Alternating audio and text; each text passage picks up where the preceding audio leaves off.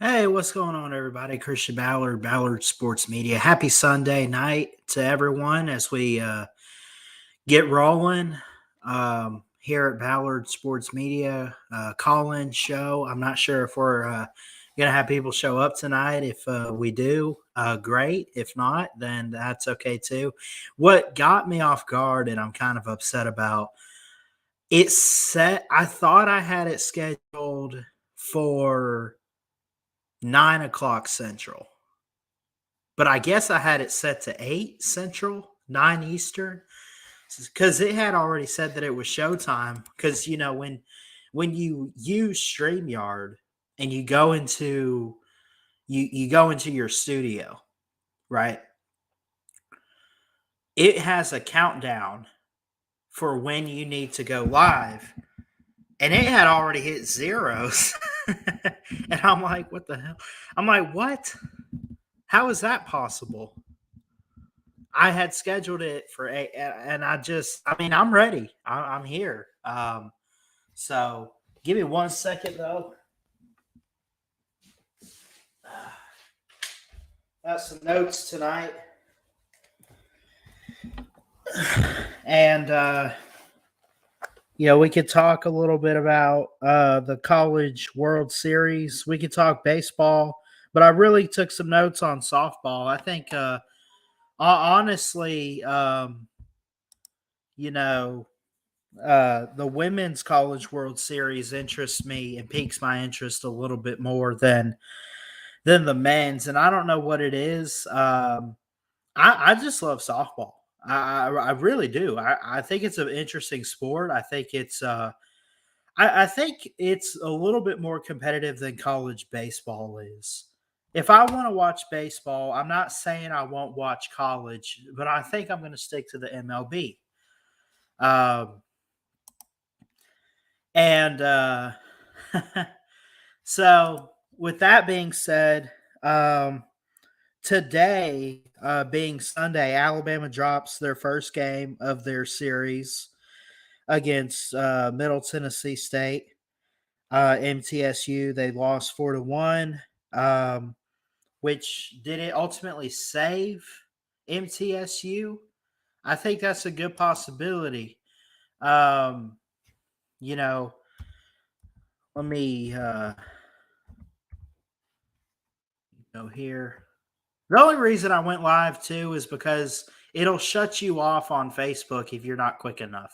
Um, Sometimes it will do that. So, but yeah, Alabama unfortunately dropped the first game, which had saved Middle Tennessee. Um, so they dropped their third game. Um, After winning the first two, and they won the series 4-1. Um, and they had lost yesterday or whatever, and losing to Middle Tennessee, I guess, set up a win or go home scenario according to this article from AL.com. And it talks about how it happened too. And it kind of gives game two updates. So, I mean, we're not going to go through all that, but I got to see a little bit of it. And Montana Fouts is hurt at the moment. And so,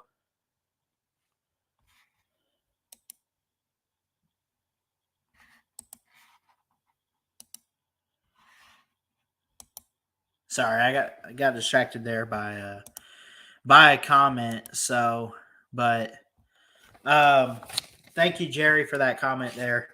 Really do appreciate it. He says, "Hey Ballard, keep grinding out the content." And of course, Dominic's here tonight as well. Um, but yeah, the College Softball World Series. It's amazing so far. We got some good matchups. You have the regionals based on city, and you have a host team, and it's the higher seed. And it starts out a bunch of ranked versus unranked teams. For example, the number one overall seed is Oklahoma in the um, Norman Regional. Of course, they won their game 11-0 over Missouri. What about the Salt Lake City Regional, where Utah, number 15, took on Ole Miss 7-1? They ended up winning. They had 11 hits in the game, but scored 7 runs. So, and I could go down the list. I mean, softball is such an interesting sport. It is like baseball in a lot of ways, but also it's very unique. I like the 7 inning rule, where they play to 7 innings, not 9. It's always been interesting how they pitch in softball too. How they do they like wind it up underhand and but so getting back to Alabama's side of things in softball, um, Alabama softball handled its opening 2 games of the Tuscaloosa Regional, but dropped its third to Middle Tennessee State 4-1 to set up a win or go home scenario on Sunday afternoon. So they had to win today in order to keep their season alive. If they had lost, they would have been automatically eliminated. And they, I guess you could say they did it. They lost to Middle Tennessee yesterday. Hold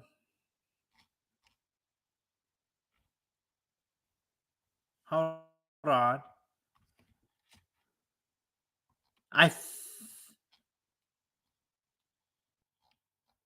Yes, I'm sorry. They lost yesterday 4-1. They won today with 5 hits, but only got 1 run in. And that was late in the game. I mean, it wasn't a no-hitter, but there were no runs scored for the majority of the game. Middle Tennessee is a good team too. They're 42-20, similar record to Alabama. They're 43-19 on the year.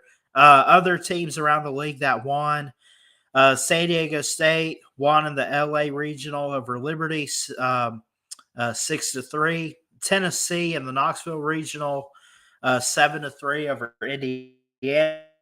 The Baton Rouge game, elimination game for Baton Rouge. Louisiana Raging Cajuns beat the LSU Tigers. Not good there. Not if you're an LSU fan. 9 hits for Louisiana, 9 runs. I mean, they had to hit a homer each time, right? They had 5 errors in the game, too. That's what's crazy. And they pulled off 9 runs. LSU had 8 runs, 10 hits. That's still not bad. I mean, it's not like that it got out of control. South Carolina and Florida State, these are some good matchups. South Carolina ended up losing 1-0 against Florida State in a really good defensive game in the Tallahassee Regional elimination game. 6 hits for Florida State, 1 run. So there's a lot that took place this afternoon. There's a lot that took place this weekend, and I'm going to continue to follow the softball tournament. And I don't know. I think I might just stick to let you guys know about Alabama. It's so hard to keep up with every single team other than just reading scores. I can't recap every game. But it is, it is definitely something that I think we should follow and look at. And with that being said, I've said everything. What's up, Ramajama Taylor says thumbed up. I appreciate it. I've said my words. I want to hear from you guys, and we're going to drop the StreamYard link and get you guys on. Again, I was supposed to go live at 9, but when I saw that I had already scheduled it for like 8, I had to hurry before Facebook didn't go live.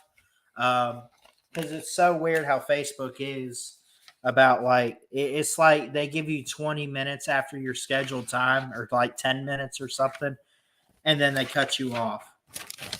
So anyway, There's a lot to talk about. This is a call-in show, so we kind of take it one at a time, and we take your phone calls. And you don't have to talk sports if you want to talk about your life. If you want to talk about what's going on with you and your world, I'm all for it. You want to complain on here? You want to yell? You want to rant? Let's bring it on. Let's go. I'm ready. Here's some news while we're waiting on some callers. Jeremiah Beeman is a 4-star defensive lineman. According to Touchdown Alabama magazine, he committed to the Alabama Crimson Tide. A defensive lineman is a 4-star athlete, big guy. He kind of did the whole switcheroo hat trick thing with Ohio State, LSU, and Georgia. He almost fully put that Georgia hat on too.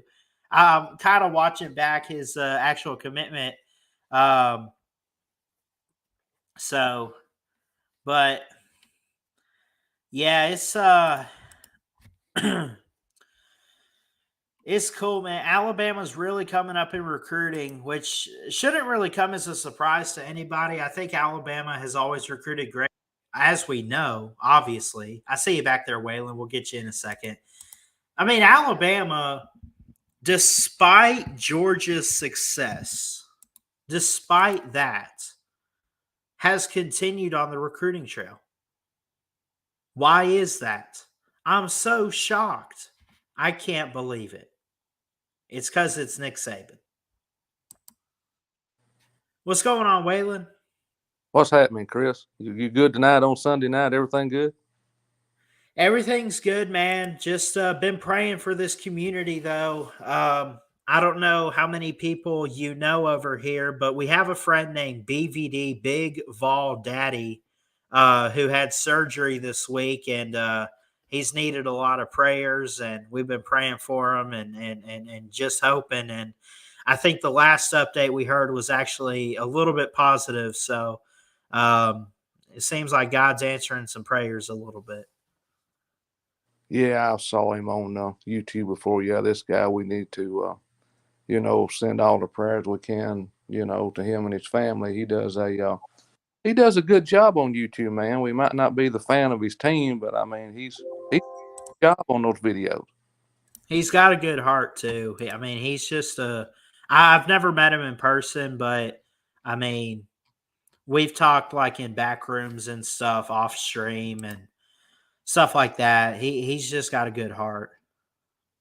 Hadn't he been on with Lou a couple of times? Hadn't him and Lou been on together a couple of times? Him and Uncle Lou. Yeah, he used to host the morning show for a long time. Yeah, that's what I thought. Yeah. Yeah. And, we was. I think the good Sunday night to talk about. I got some stuff. But what's the most important game this year? Tennessee or LSU? What's your opinion? Oh, more important game between Tennessee and LSU, and obviously we're talking about Alabama here. I think they're both revenge games. I think they both matter. I think they're both rivalry games. They're both very important. I gotta say LSU though, because we still have divisions in the SEC and LSU's in the West, and they could really take over that division if Alabama's not careful and Alabama messes up. Yeah, I guess it's sort of. I don't know. Maybe LSU has overstepped Tennessee a little bit. Really and truly, I mean, we probably got a lot of Auburn fans listening in. Of course, I listen. I listen into their show too. I mean, the War Report, War Room. It's changed names a couple, but I really and truly, to me, the scariest game on the schedule is Auburn. Yeah, and I think we've talked a little bit about that this year. You just never know what you're going to get at Jordan Hare, and you don't know what you're going to get in a first-year head coach with Hugh Freeze. Is he going to? I almost said like throw the ball more than he runs the ball. I don't know what I'm saying, but I mean, like, what is his style of offense going to look like? Because offense is important, in college football today. How's the defense going to look? Can he pull some upsets? Because we remember the last time they had a first time head coach. Forget Brian Harsin for a second. Let's go back to 2013. I hate to bring up that year because it still kind of lingers with me a little bit because of what they did to us.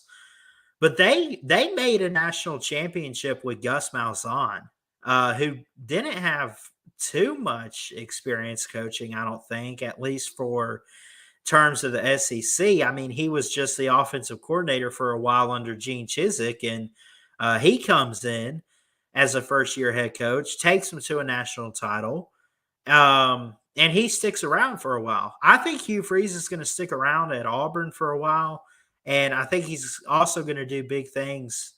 I don't know about this year. I predicted them to possibly go 7-5, 8-4. The only thing is, I still picked Alabama at most 11-1, and I did say if they're not careful, I would say their loss is probably the Iron Bowl. And the only reason I say that over LSU and Tennessee or whoever, Texas is at home. When in doubt, I favor the home team.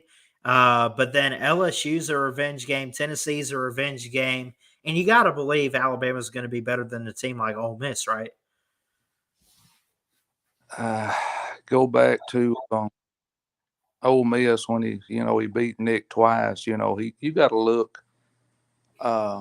He had some generational talent on those two teams that just Ole Miss don't always. They don't get that kind of talent.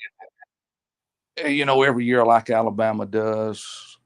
I don't know. Can you base his offense on what he done at Liberty? Can you base it off what he done at Ole Miss?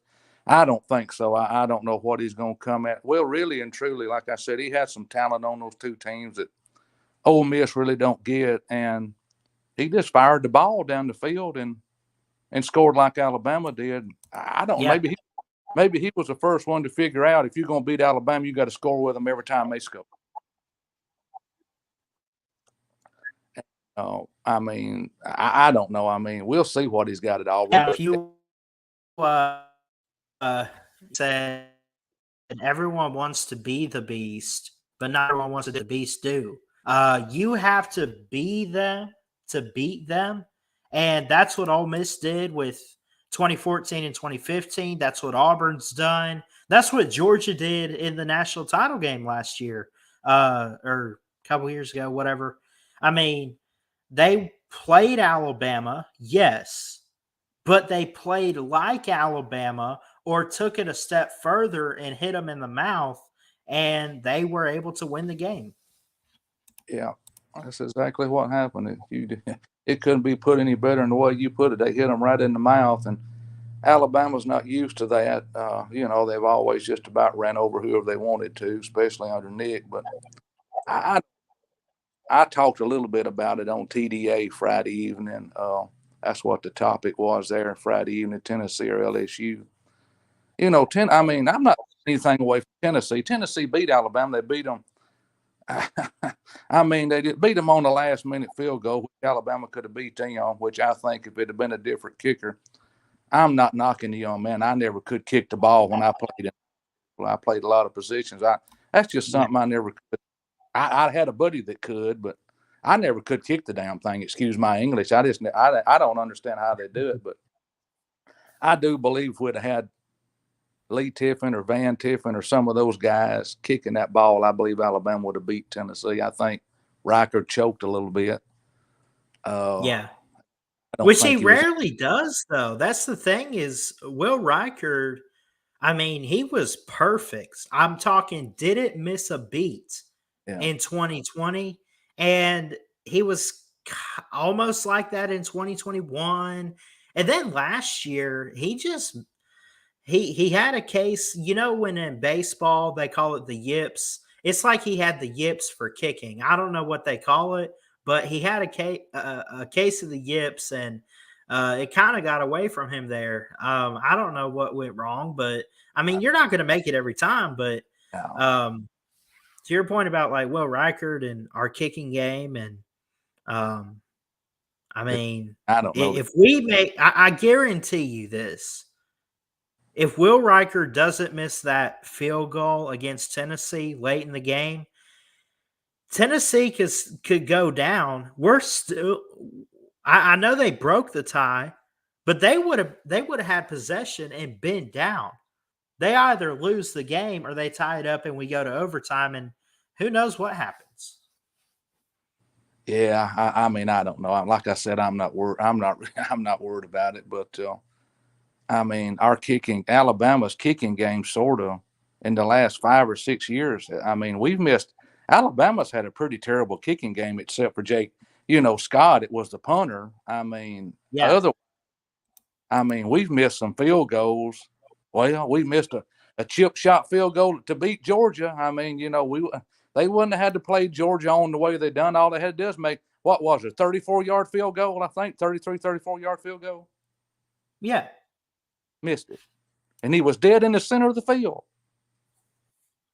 I don't know. Nick needs to recruit a kicker. I don't know anyway, but Tennessee beat Alabama one time in 13, 14, 15 years.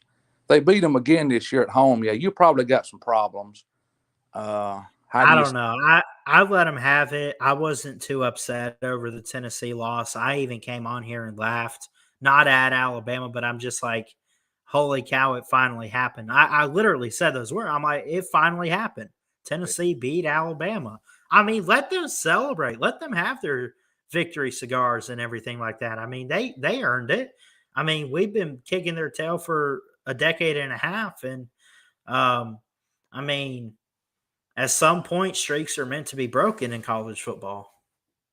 Oh yeah, you're gonna lose. I mean, the Georgia fans are gonna find that out. A lot of them's gonna be sad. They're gonna be really disappointed when they find out somebody beat them. It shouldn't have beat them, or they get in a tight game and you choke, or the first team that makes the first mistake loses. But I don't know. LSU. I don't know. Brian Kelly's talking a lot of trash talk in the off season here. Not a whole lot, but there's some. I mean, he couldn't beat Nick at Notre Dame. He'll never forget Right. that. I was at that game at Miami. I mean, he'll never forget that butt whipping Nick gave him. Eddie Lacy won that game himself. Yeah. And, I mean, Notre Dame could not stop. Of course, Alabama had one of the best offensive lines probably they had in Alabama history. And that's saying a lot. They've had some good offensive lines. Probably 2 years. Our 11 and 12 was probably two of the best Alabama offensive lines I've probably seen in my 50-plus years of watching football. I mean, if Alabama can muster up 3/4 of an offensive line like they had in 11 and 12, yeah, they can run the ball again this year, but that's what they're going to have to do. If they can't, they're not going to run it. I mean, you got to open holes to run I think it. we might have to run it. We might have to run it because I don't know if we got a quarterback that can throw it. I mean, again, I don't say this about our quarterbacks this offseason I would hate to put anybody down. I'm not trying to downgrade or anything, but we saw the spring game. And it got to the point where Nick Saban dipped into the transfer portal and went to Notre Dame to take a third or fourth string Tyler Buckner. And I know it's his choice where he transfers, but Nick Saban has influence on that. Oh yeah, I mean that's his call. It's not Tommy Rees's call. That's his call. I mean, I don't know what I really think he was trying to. I think he was really trying to get them to get their competition. Okay, guys, y'all didn't show me what I wanted you to. What y'all needed to show me in the spring practice game. I mean, you didn't. They wasn't going to show a whole lot, but they did. I mean, they were running the simplest offense you can run, and still not generating any. Not generating any big plays, no consistency, running a simple. That was a high school offense they was running. Yeah. Really and truly, go back and watch the game. They wasn't running no big time. It's college football, but it was just a simple offense. I don't know. I think he just brought the kid in to show him, I'm the coach, and y'all better tighten up, or somebody might come in here and beat you out of that job. But, I don't know. LSU, and I'll end it on this. LSU, nobody has a better record in Baton Rouge on Alabama does. I mean, nobody has beat LSU more on Saturday night in Death Valley than Alabama has. So, I mean, I don't know. I've always said this, and it's like I said, I'll end it with this. These coaches come here and take these coaching jobs in the SEC to do one thing, to beat Nick Saban because they couldn't beat him at another school. Well, that's not the only game on the schedule. Right. And these Auburn fans and some of these LSU fans and Tennessee fans they celebrate that win, but they're starting to figure out just beating Alabama ain't going to get us to a national championship. Right. I mean, you have to, it's not the only thing you have to do, but I promise you, if you go back and look outside of Georgia last year, which actually, if you think about it, it doesn't have to be the eventual national champion. I mean, it is most of the time. I mean, Alabama's lost in the playoffs, lost in national championships, lost in SEC, lost in regular season to a second team before, and it's held them back, and it's not them being the national champion. But Georgia won the championship this year. Okay, no big deal. Did they play Alabama to do it? No, but they played a team in LSU who took care of Alabama, so Georgia didn't have to.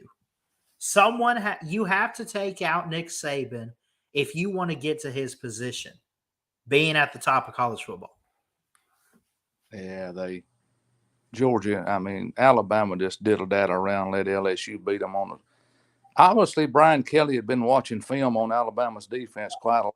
Because that same play, Clemson beat Alabama with the same play, just on the opposite side of the field. And Brian Kelly knew that play, and I mean, he'd been watching tape, so I give him credit for that. I mean, he'd been looking at the Alabama-Clemson games, and he found some plays that he knew that he could run against Alabama that was successful through Clemson and other schools and stuff like that. But Nick's had 2 undefeated seasons. The other 4, he's had a loss. Yeah. I mean, I don't know how you get. We'll have a different playoff next year. We won't. It'll be a different song and dance next year. But I believe whoever gets there this year probably have another loss too, more than likely. I mean, somebody's gonna sneak around and beat you. And I mean, I don't know. I mean, we don't know what the quarterback situation is, and I'm not worried about that really either. I do sort of get mad when some of these people come on and agree with these fans. Well, Alabama's had some mediocre quarterbacks. What? Mediocre quarterbacks? They win a championship, but they're mediocre. I get you. A.J. McCarron, A.J. was a mediocre quarterback. I mean, he won back-to-back. He was almost a Heisman finalist, wasn't he? Yeah, I mean, A.J. made some throws and plays that just a mediocre old quarterback can't go out there and do. Yeah. I mean, Blake Sims wasn't a mediocre quarterback. Coker made some plays with his size and running ability against Clemson. If he hadn't have made those plays, Clemson would have beat Alabama. I mean, I don't really call them. Go ahead. I don't really call them mediocre quarterbacks. Where are you getting that at? I mean, that's just them. Like I said, that's just them bumping their gums once again. They're mad because they didn't have those quarterbacks, and I mean, it's they're mad. You know what it is? They're mad that they didn't have those quarterbacks, but at the same time, they value 5 stars and stuff. And AJ, I guarantee you, I don't know what they were. They could have been walk-ons. They could have been 3 stars. I don't think A.J. McCarron. I don't think Blake Sims. I don't think I don't think they were 5-star elite athletes, but they were good enough to win titles. I mean, they were good enough to compete. They were good enough to win football games, and that's what matters. I can't remember what ranking. I'd have to go back. I can't remember all this stuff. People holler at me and say, if you want to know something, go ask Waylon. Waylon's getting old. I can't remember what kind of I can't remember what kind of star AJ was. He was probably about a 3-star, I think. I don't think he was a 4-star. He wasn't. I mean, if you go back, I remember his first spring game. I was there. He looked like garbage. Yeah, I remember. Yeah, I mean, so I do I remember remember that. he was on the team. He was on the team in 2010 behind Greg McElroy. And he looked awful. And then the next year in 2011, I remember sitting there, and I was kind of a youngin'. I was like 9 years old, but I remember seeing AJ McCarron go out there at first, and I'm like, isn't this the guy from last year that couldn't even start? Blah, blah, blah, this and that. And what did he do that year? He won us a championship. I mean, now he had talent around and he had the defense, but he was still our quarterback. I mean, you can't throw that away. He made the throws. I don't care what you call him, mediocre or whatever. He made game-winning throws to Amari Cooper. That's one I remember, and several other players. Yeah.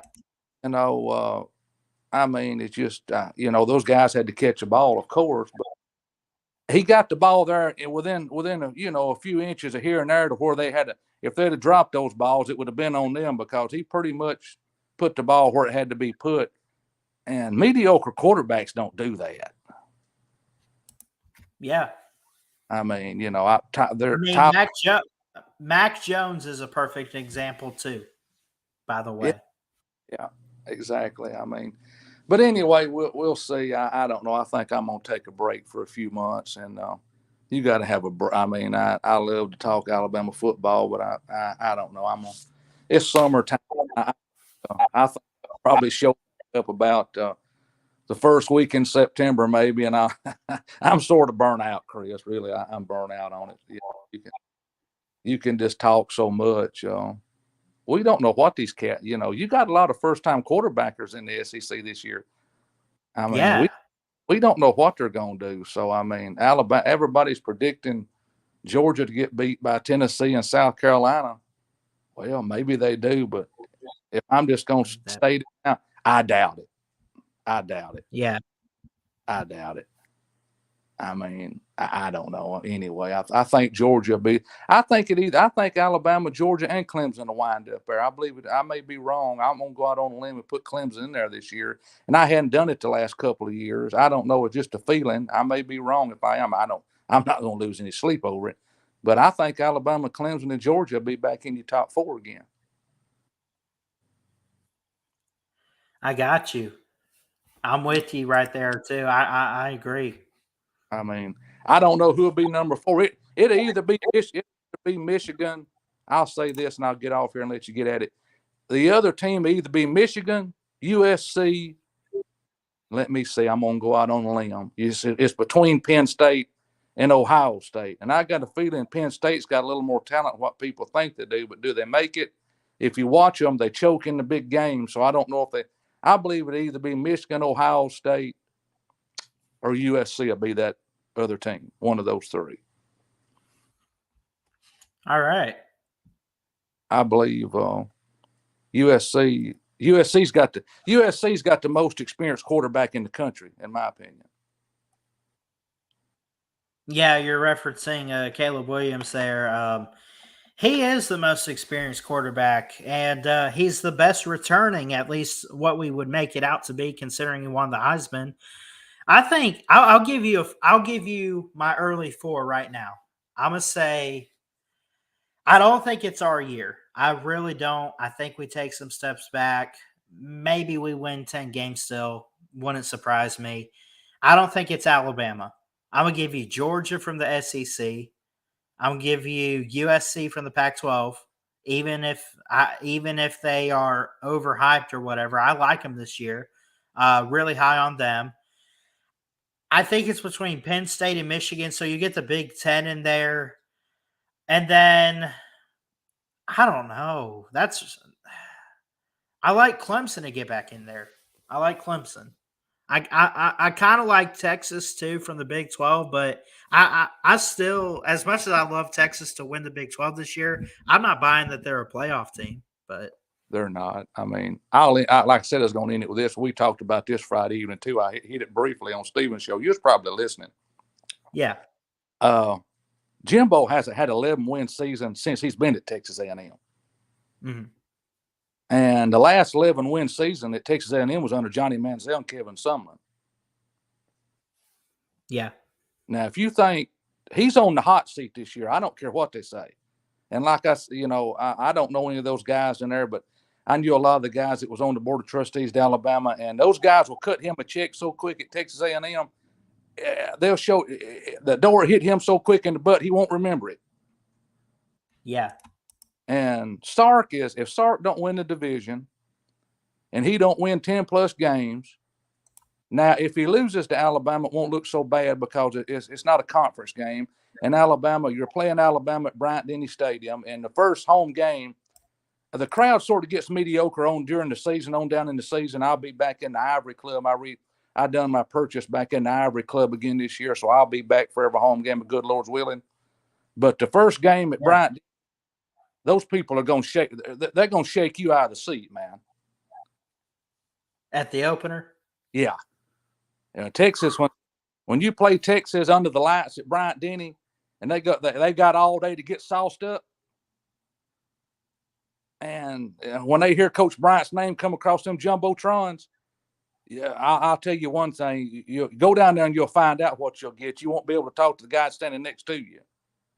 Yeah, I got you there. I went to my first game last year with some YouTube buddies of mine, and we went to a night game, and it was the Vanderbilt. And I remember when Bear Bryant came on, and he said, "I ain't ever been nothing but a winner."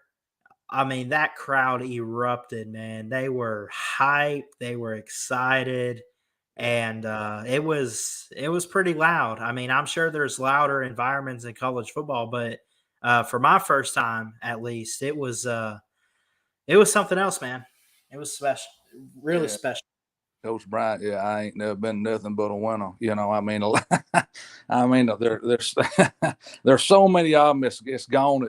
It's not lucky enough to remember Coach Bryant and listen to the games on the radio and get to catch maybe one game or two games a year if you were lucky.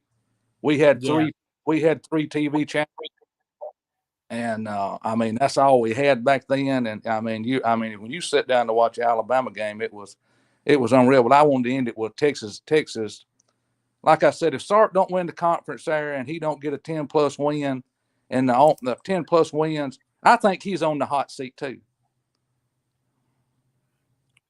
Because if he can't do it this year with the talent, he may have the most talented Texas team in history, even more talent than what Mac Brown had. Right. And if he can't get it done, now they're not going to crucify him if he gets beat by Alabama if it's a close game. But if it's a blowout and Alabama just blows them plumb out of the stadium, it'll be a different song and dance. But I believe he's going to be – I don't believe Alabama ever have a successful offense till they get Sark back or they get Lane Kiffin back, one of the two. I'm not knocking Tommy Rees. I don't know who he is. I watched some of the games against Notre Dame. I don't know if he can – I mean, people bash Lane Kiffin. I have too. I mean, I don't think he's the next head coach at Alabama because I just think he's too quirky. But when you put him at that offensive coordinator and Nick leaves him alone, man, he'll cut you to pieces if he's got the talent to do it with. Yeah, absolutely.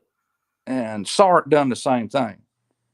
And I don't know how long Nick's going to stay. If they only do 10 wins this year, I'll end it with this. I said this 3 times.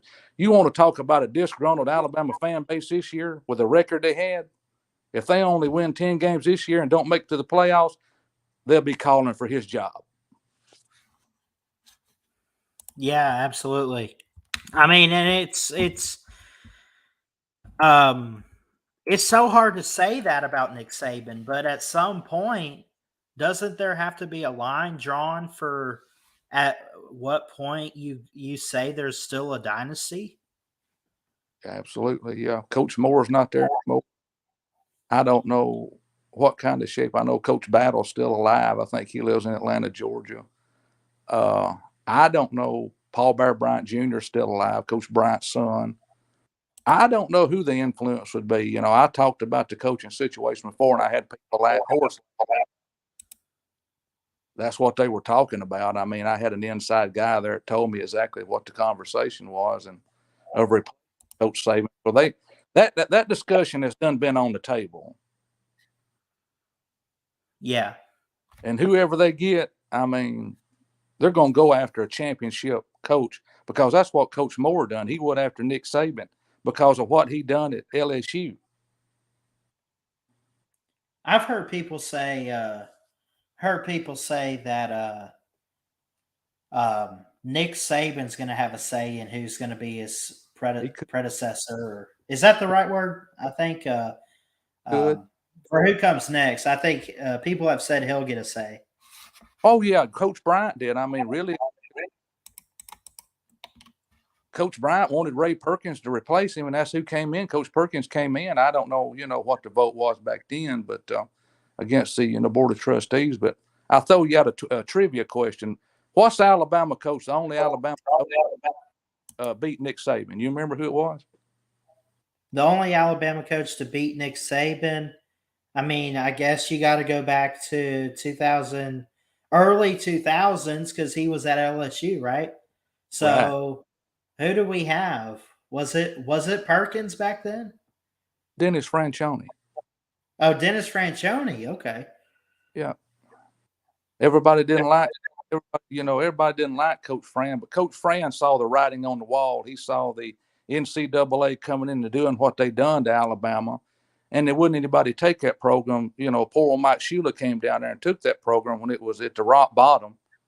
And Franchione left because he knew he wasn't going to be able to compete with those NCAA violations coming down back then. So, yeah, I don't know of another coach at Alabama that's beat Coach Saban. It's Dennis Franchione did. I had it on my Facebook page. You probably saw it. Yeah. Yeah. So a lot of people didn't like Coach Fran. I wish he would have hung around. I mean, he beat Auburn, he beat LSU. I mean, he's a pretty good football coach, man. Yeah, he is. I mean, he was. But anyway. All right, Chris, I'll get off here. It's been good. It's Sunday night. I'm going to finish watching American Idol here. I just thought I'd holler at you a minute. But kudos to the ladies softball team. They done a great day. I don't think Montana didn't pitch today, did she? I know she didn't. She didn't pitch, did she? I don't think she did. I didn't get a chance to watch much of the game, and what I did see, she wasn't out there. Yeah, well, she'll get well. That happened to me. Like I told Steven Friday night, you didn't want nobody operating on your knee in the 70s because it looked like a train wreck. I mean, So, yeah. I mean, in about 10 days, I was back on the field playing at full speed. So if I could heal back in 10 days, I know she can. She's a superior athlete. She'll heal quick. But anyway, it's been good, Chris, and I'll catch you again. Like I said, I'll be watching. I think I'm going to take a couple of months on a little break here, hiatus, and let these other guys get on here and I don't know what to say about some of them sometimes. I get a little disgusted with them. They get on these damn shows and they make a fool out of themselves. And it's really embarrassing. It's really embarrassing to the Alabama fan base. Yeah, you'd be surprised, man. I'm not going to put the heat on you. They can come towards me or that. They don't like me anyway. And they know I'm not going to lose no sleep over it, man. You gotta. I mean, come on, guys. Y'all are grown men. I hope you're listening. Pull your head out of your back end and act like one. You heard the man. Thanks, Waylon. All right, y'all be safe. I'll catch you in a couple of months, Chris. I'll holler at you here and there. I'll see you later on. Y'all have a good summer, and I'll catch you again. Okay, bye. See ya. Appreciate our friend Waylon coming on tonight, talking some good Alabama football. And you can talk that. You can talk whatever you want to. We'll give it a few more minutes. Keep it open. It is 9:09. Count it 9:10. We'll probably give it to about 9:15, 9:20 Central Time. And then we'll probably cut it short because I know Traveling Fools is going live soon for his trivia. So I I think that's tonight. But what's up? We see Mayhem Matthew in here too. Anybody wants to come on, you can. Anybody is welcome. And we open up the StreamYard for all of you. So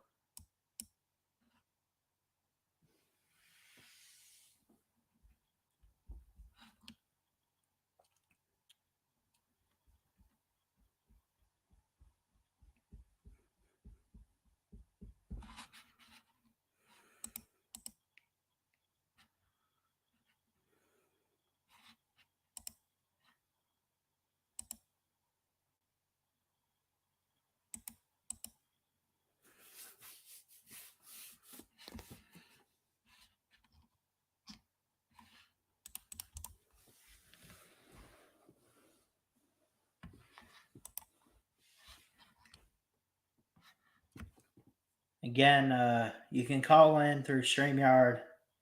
I normally would get kind of ticked off if no one's like calling in, but we've had some good conversation tonight so far. But again, we'll keep it open for you guys, and we'll take it one at a time as a call-in show. And we do this every single Sunday night at 10 p.m. Eastern. We went live a little earlier tonight, so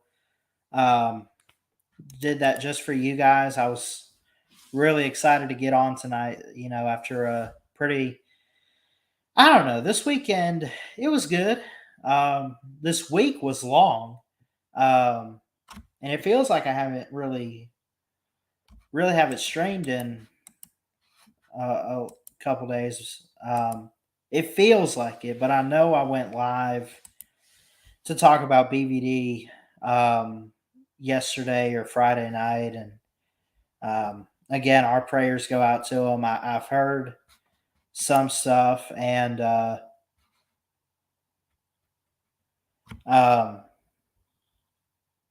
but I'm not the source to go to, but from what I have heard, he's getting better. So, who do I want to be the Bama quarterback? Ty Simpson, hands down. I've been waiting on this kid for the past couple of years, and I think it's time Ty Simpson takes hold. Mayhem, you know good and well there ain't no phone number. Click that link and get on here, sir.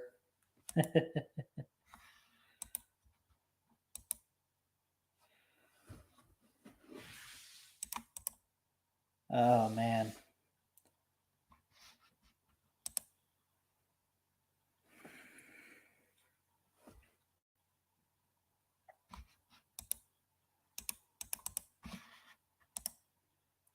Well, I want Ty Simpson, but I still believe unless Tyler Buckner has done anything, um, unless he's done anything, I still think QB1 right now is Jalen Milroe for Alabama.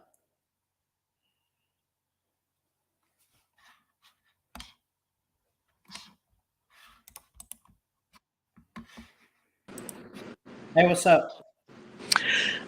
Yeah, good morning to that. But I just wanted to call and ask you a few Alabama questions. Give me your thoughts on it. So, first question is offensively, besides the quarterback, because I already asked you that question in the comments. Besides quarterback, who are you most excited to see play this year on the offensive side on the ball, minus the quarterback? So to answer that first question, I'm excited for the receiving core with Jermaine Burton. I think he comes back and leads it. We got a couple different guys like Ja'Cory Brooks out there too. I'm going to say the running back position, if he starts, and we don't know, but he turned a lot of heads in the spring game.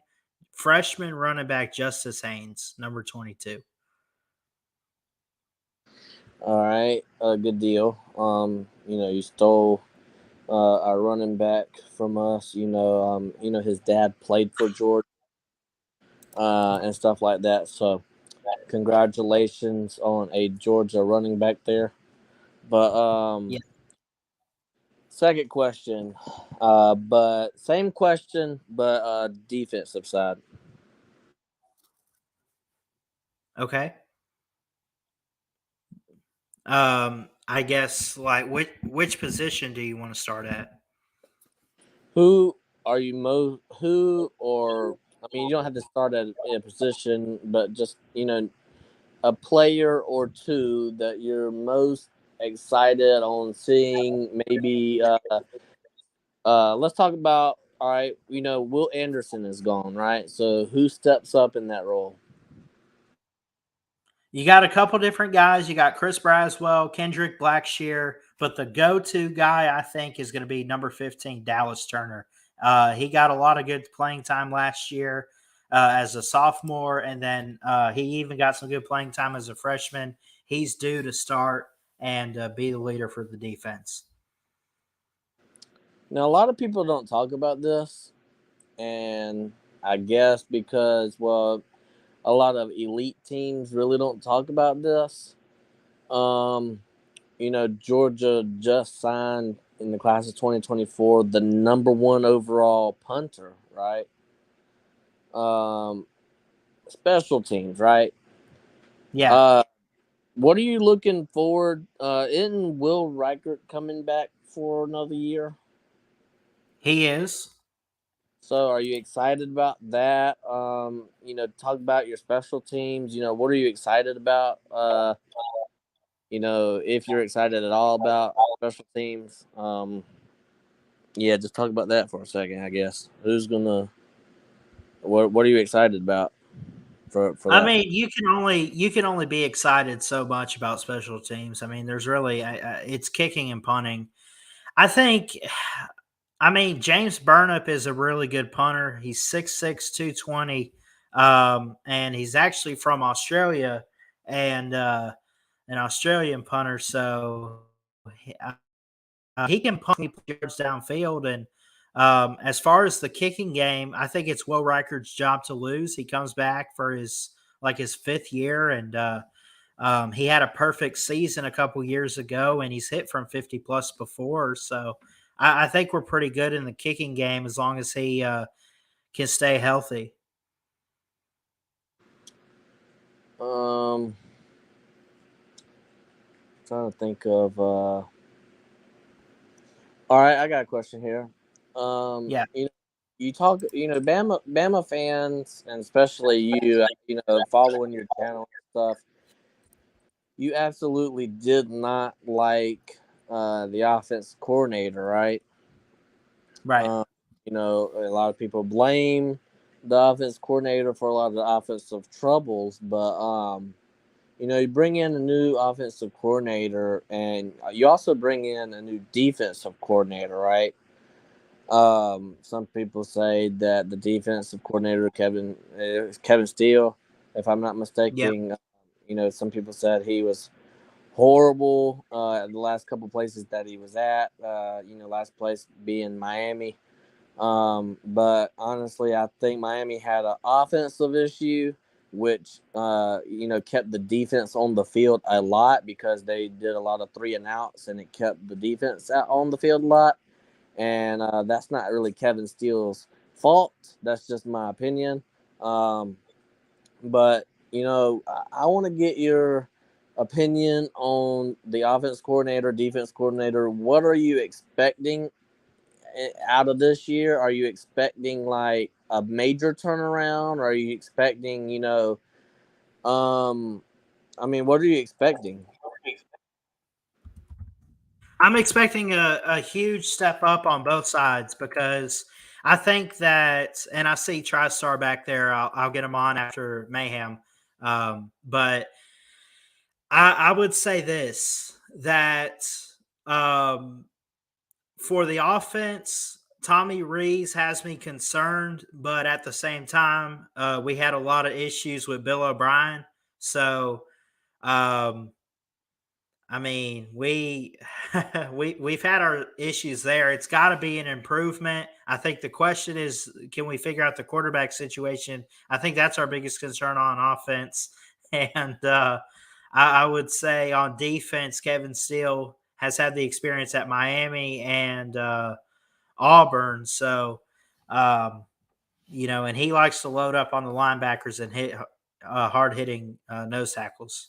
And my last question is, and I'm gonna hang up after I ask you this question, and I'll listen to your answer. But so my last question is, and I'm getting this question as a Georgia fan. I don't know why, but anyways, I'm gonna ask you as a Bama fan. Y'all went 10-2 last year. Are y'all having any locker room issues? We have to be. I mean, there's no other explanation. No other explanation. What's up, TriStar? Sitting in rain. And Yeah. me and Jackpot had a field day with Rob about an hour ago. Because this idiot is saying that if Clemson came to the SEC, that they'd probably win the SEC championship. And I'm like, y'all be maybe middle of the road. I said, y'all got some guys over there, but you're not beating Georgia. You're not beating Tennessee. Oh, apparently they didn't give a shit about the bowl game. That's why they didn't win, because they didn't care, apparently. Right. Okay, so does that mean when y'all lost to South Carolina and Notre Dame, you didn't care? Okay, yeah, sure. Secondly, so what are we talking about today?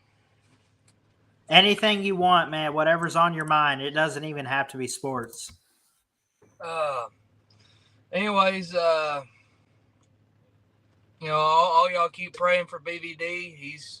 I think he'll probably end up making it out, hopefully. I think he's having his surgery today, according to Law Tide. Yeah. So that'll be getting better. Just got done watching the All-Star race there from North Wilkesboro. Okay. Phenomenal. Why they left after 96, I'll never understand it. Yeah. It made no sense. That place stayed packed even after the race. Let that sink in. That don't happen anywhere else. Right. But anyways, so here's my view with Alabama this year. This is probably the biggest, I guess what I say is the biggest question mark team Alabama's had since Nick Saban's been there. Meaning you don't know how they're going to be. I mean, you can say, I feel like all the top teams, you don't really know how they're going to be. I mean, yeah, like, for example, Georgia, you kind of, like with Georgia and Tennessee, you kind of know what they're going to be. They're like, for example, Tennessee's offense is going to be elite, is basically, can the defense improve? With Georgia, you know their defense is going to be great, but you want to see how Carson Beck does, because we haven't really seen any of them. With LSU, I mean, they still got some guys there. They got Harold Perkins on defense. He's probably the best linebacker in the SEC, in my opinion.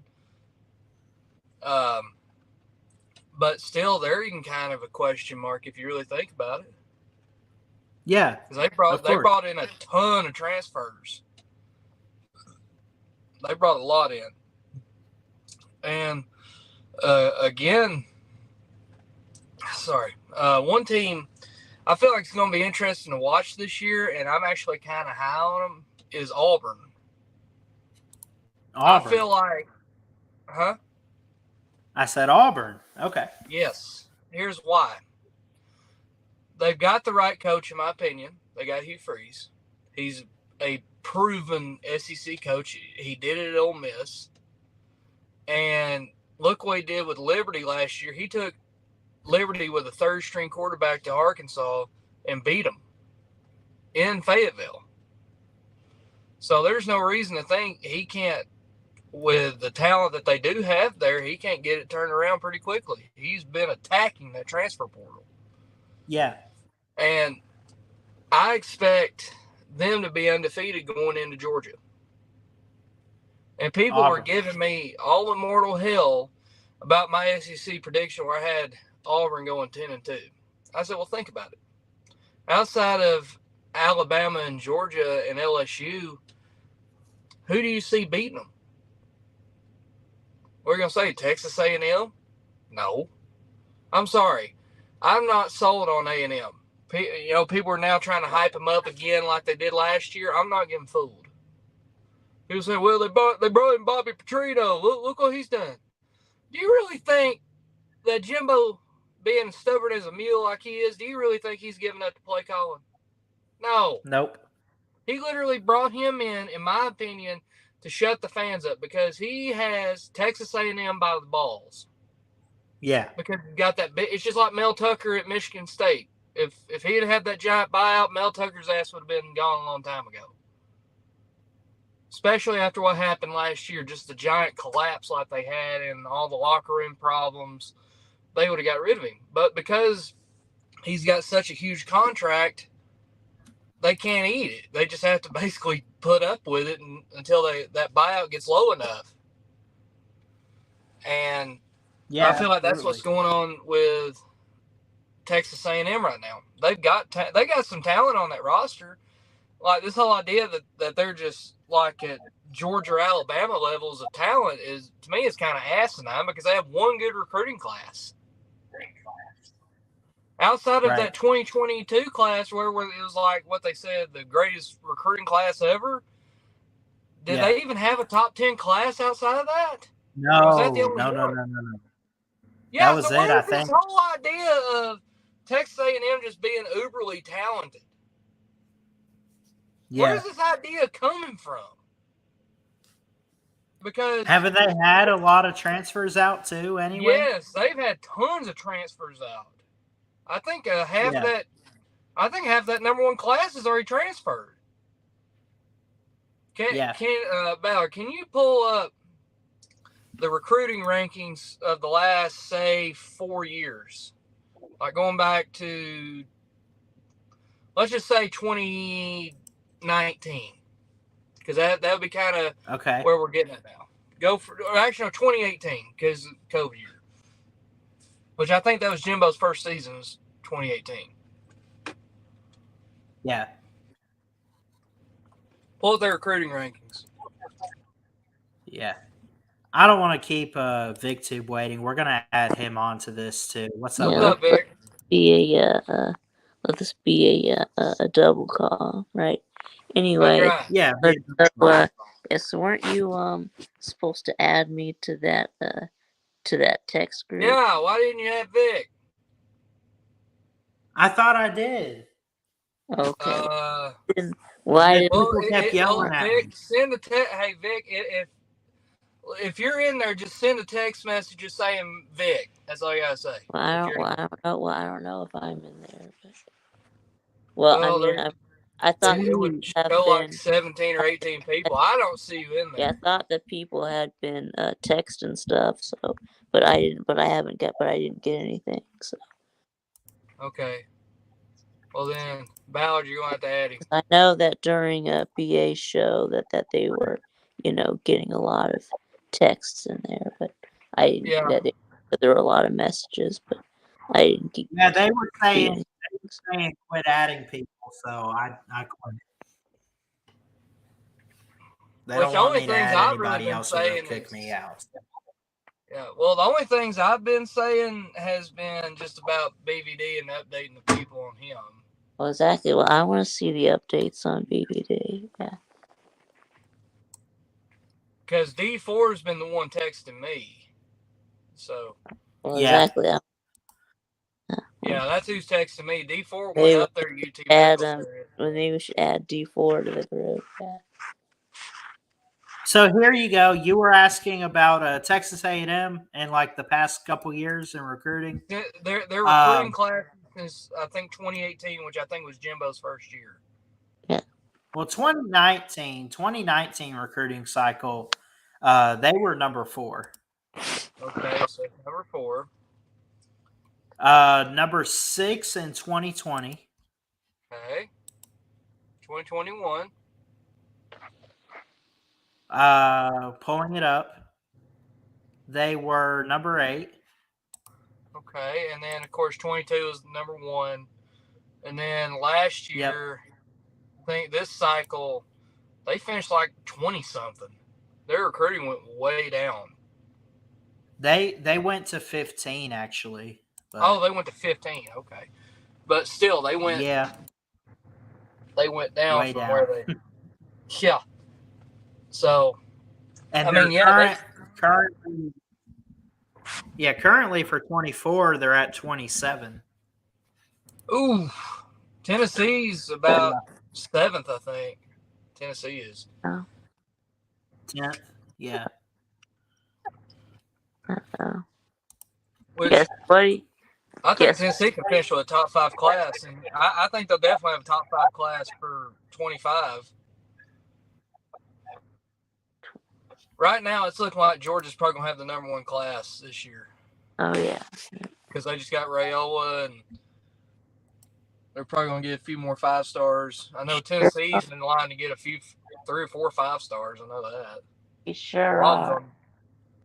Like, we're probably – I feel really good about us getting Ryan Wingo and Mike Matthews.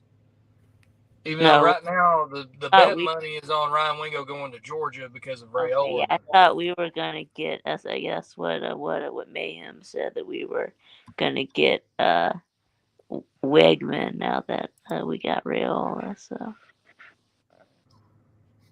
you might be. I don't know. Which, again, to me, if you're in the SEC and you got a real good head coach like I think Heupel is, and you're recruiting at least like top 8, top 7 every year, you're going to be competing. Big man. But, yeah. I mean, I don't know. Yeah, you still in Idaho, TriStar? Yes. I just seen a tumbleweed.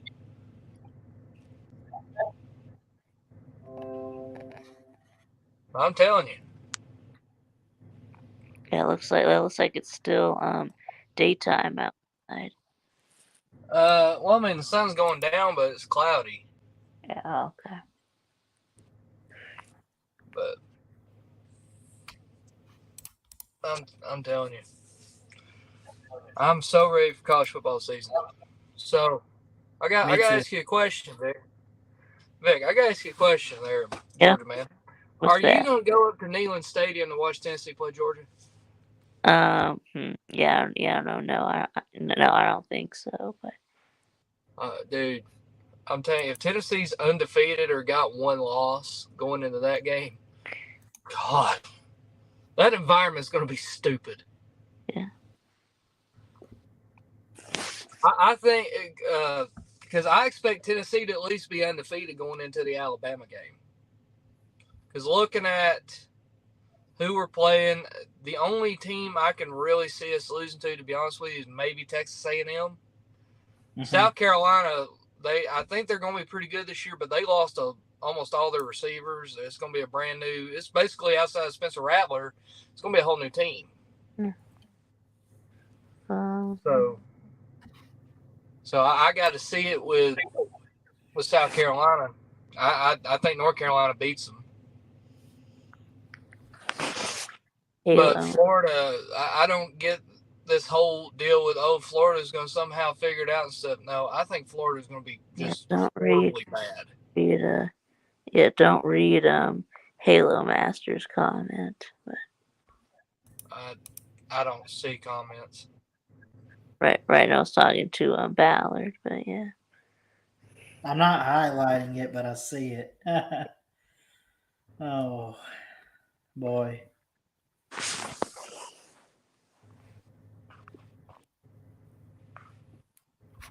Oh, God. Mayhem makes a good point, though. He says, TriStar, everyone isn't going to be undefeated going into Georgia. Remember, our schedule is doo-doo, so Georgia can't face any good teams this year, remember? Well, I'll say this. I'll tell you what I think a game everybody's overlooking for Georgia is that Week 5 game at Auburn, especially if Auburn's undefeated and they're playing good. Yeah. And they make that son of a bitch a night game.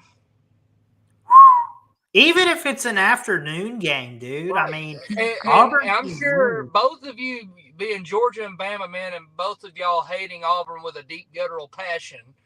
Mm-hmm. y'all probably agree with me when I say this. There's an Indian burial ground under Jordan-Hare Stadium. That's why there's always weird shit. It's a cursed field. It's a cursed field. Like I remember in 2003, Tennessee with Casey Clausen, who, by the way, he never beat Georgia for some reason. Never beat them. He lost to them in 2000, 2001, 2002, and 2003. But Tennessee was undefeated. We were ranked, I think, 7th in the country. We were looking good. And Auburn had lost to Georgia Tech, who was not a good team that year. Auburn was not a good team in 2003. They became a phenomenal team the next year. Yeah. And for some reason, Tennessee went to Auburn, and at one point, Auburn was blowing them out like 28-0. There's Napa Valley. Just beating the hell out of them. That was the equivalent to when we went to South Carolina the previous year, like last year. Down anyway. Like a team that you thought Tennessee was just going to roll over and beat, but then the opposite happens. They're the ones getting blown out. And that's what I'm saying. It's just like there's a damn Indian burial ground under Jordan-Hare Stadium. Tennessee's always had trouble playing there. Even going back when we used to play Auburn every year. Yeah. So what do y'all think about Clemson being a top 3 team in the SEC? I think Pete and Pete and Rob smoking meth is what I think. Yeah, me too. Yeah, I'll say this, right? That I think right now, if Clemson joined right now, Georgia will be 8-4. Georgia, would be Alabama, Tennessee. Yeah. They would be. Yeah. Oh, sorry. Yeah, they would be. Yeah, I think they would be the 5th best team in the. They're about the 5th. So they're about middle of the road. I mean, they're going to be better than a lot of teams in the SEC, but not 3rd best. I mean, I don't think that they beat Tennessee. I don't think they beat LSU. I don't think they beat Alabama, and I for damn sure don't think they beat Georgia. I mean, do you really think that Clemson is going to lose to? Let's just say Clemson played Tennessee again, right, in the regular season. You think they'll lose 2 times in a row? I'll say this: it probably depends on the location. If it's at Death Valley, possibly, but I trust my team. If it's at Neyland Stadium, hell no. I mean, I'm gonna be honest with you, and I think Clemson could be competing for 2nd place in the East, in the SEC East. Possibly. It'll be between. It would be a 2-way battle between them and Tennessee. I agree with you. I agree. But again, they're not beating Georgia. That's not happening. But I think Texas A&M next year would beat Clemson. As long as Jimbo Fisher's there, I'm not giving any credit to Texas A&M until they get rid of his ass, because he's too damn stubborn. But they good offensive line, whether you like him off the field or not. I mean, he's still a good offensive mind that they brought in. Yeah, 10 years ago. All right. Who's 10 years ago when he had Jameis Winston and who was that running? Dalvin Cook. When he had all those guys. Oh yeah, he had a great offense. Hell, even when they had the EJ Manuel in like 2010, they were a great offense. But let's look at reality. It's like John Chavis. John Chavis at one point might have been the best defensive coordinator in college football. If you go back to like the late 90s, early 2000s, Tennessee was known for having a smash mouth, very aggressive defense. But time caught up with him, and Texas A&M brought him in to be the DC, and their defense was god awful. So you're telling me Texas A&M's defense was god awful last year? No, I'm talking about when they brought in John Chavis. They weren't last year. I think it was years ago. Did you say smash mouth? Yeah.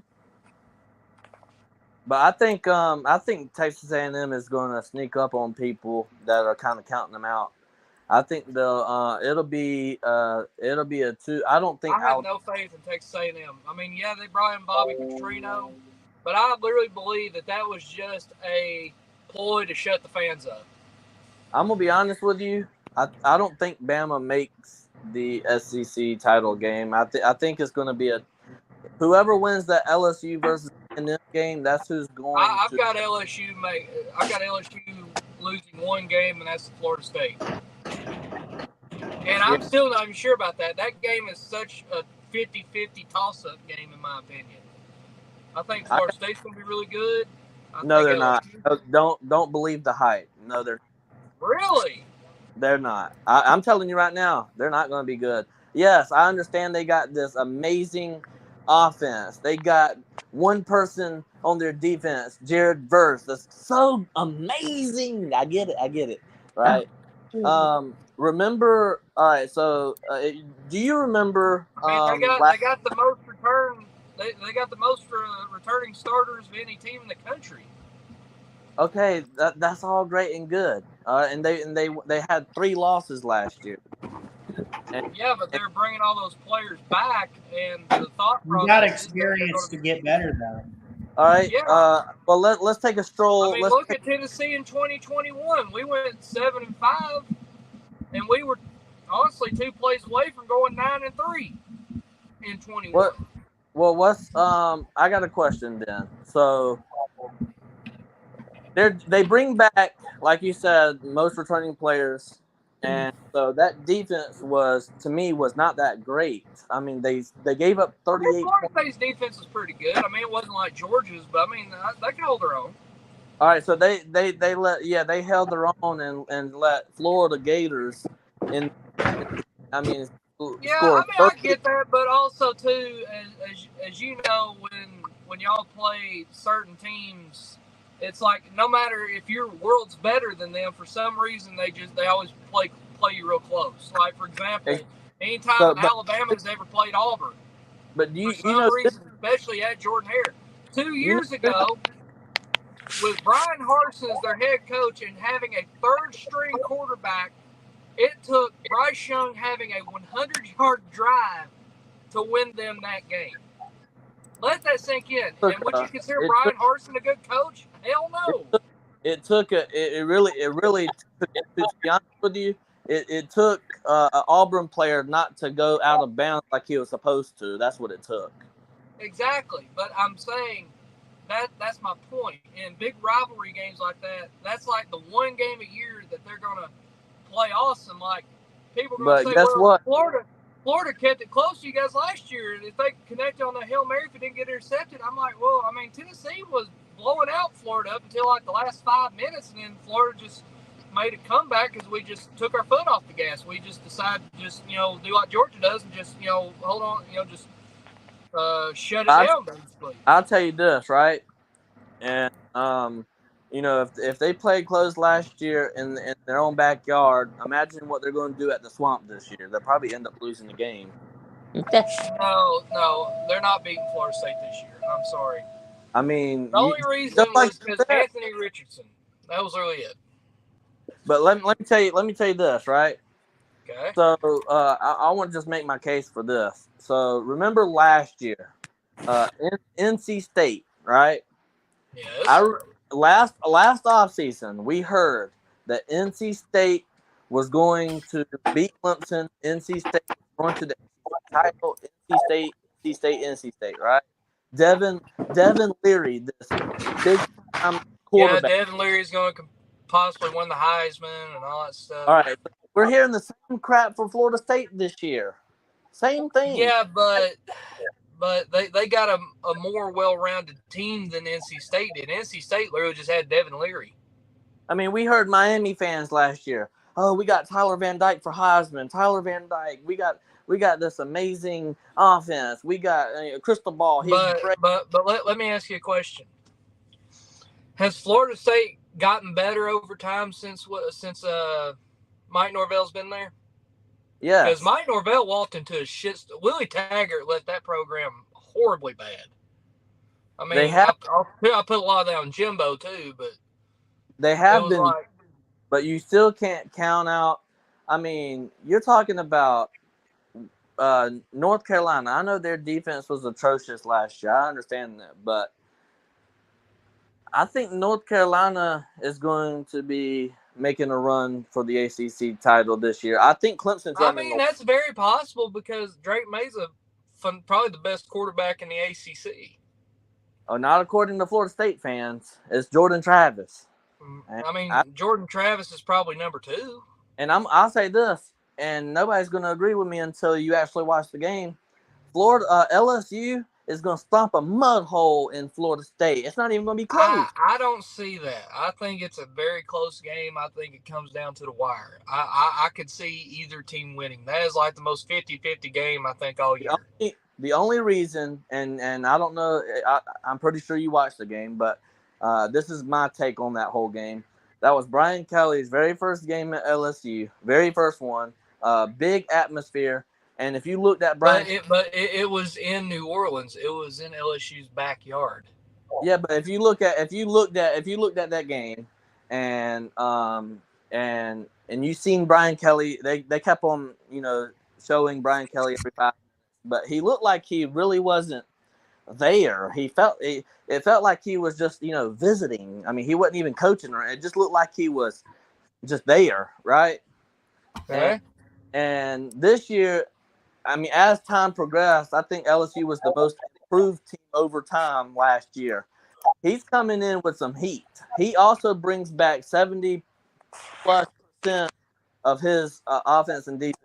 Well, you do know Florida State brings back 93%, right, of their starters. Yeah, and if they added Jaheim Bell, who I think is going to be a huge addition to that offense. Tight end for South Carolina. Yeah, but if you talk to any South Carolina, and they're going to say Bell was a problem child. So listen, the Pecker man's just mad that he's gone.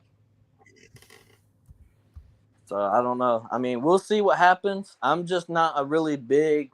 If they can prove to me that they compete this year, then I'll be high. I mean, your boy Uncle Loser will high on them too. I mean, yeah, but me and him also disagree on a lot of things. But I mean, he thinks Stetson Bennett was hot garbage. I think he was. Well, above average. Well, I mean, up until this past year, I mean, Stetson was not that good. He was an above average quarterback.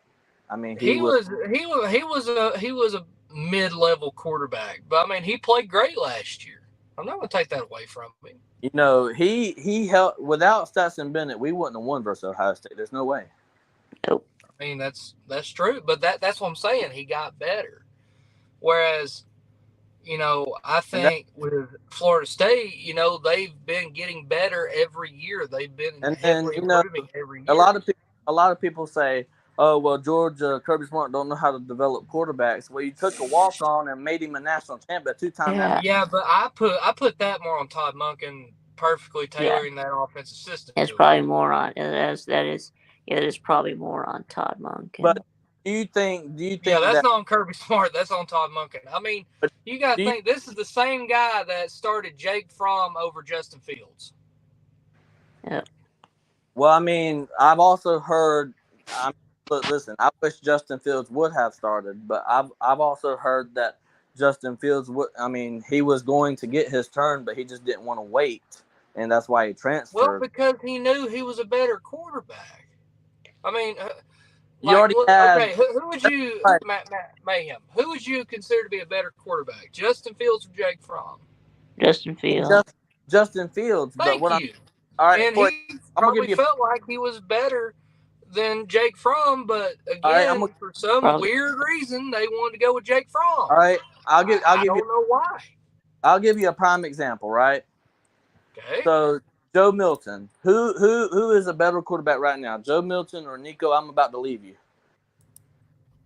I mean, I guess you could say maybe arm talent. Why? I mean, I don't know. To me, they're now. I think they're pretty comparable. I mean, it wasn't like Justin Fields sat on the bench for 3 years. Yeah, but here's the difference. Nico is going to be the starter in 24. That's a guarantee. The reason that Tennessee is not going to start him right now is because they want to make sure he develops properly, and I trust Josh Heupel with it. Nico's bought in. It's just they want him to gain some weight. I mean, because he looks like a beanpole. I mean, how many years did Justin Fields? My question is, how many years did Justin Fields? He was there. What, 2 or 3 years? He wasn't there no 3 years. Are you sure? Where Ohio State? Yeah, he was at Ohio State for 2 years. Yeah. But he played for. He was there 2 seasons. He was only at Georgia for what, 1 year? 1 year. So this is the same situation. Well, I don't know. See, if he would have waited that year instead of hitting the transfer portal, and he would have been Georgia's starting quarterback. He just didn't want to wait. Well, that's not a guarantee because that would have depended on who the offensive coordinator was. What year did he leave? Was it 19? Who? Fields? Yeah, I think so. Yeah. Fields. No, it was after 20. It was 20. He left after. Well, wait. 20 wasn't that when y'all brought in JT Daniels? He was drafted in 21. Yeah. Well, that's my point right there. Even JT Daniels was the starter until he got hurt. There you go. But my point is that Jacob Eason was starter over, and he's seen an opportunity at Ohio State because he knew that he was already getting recruited over.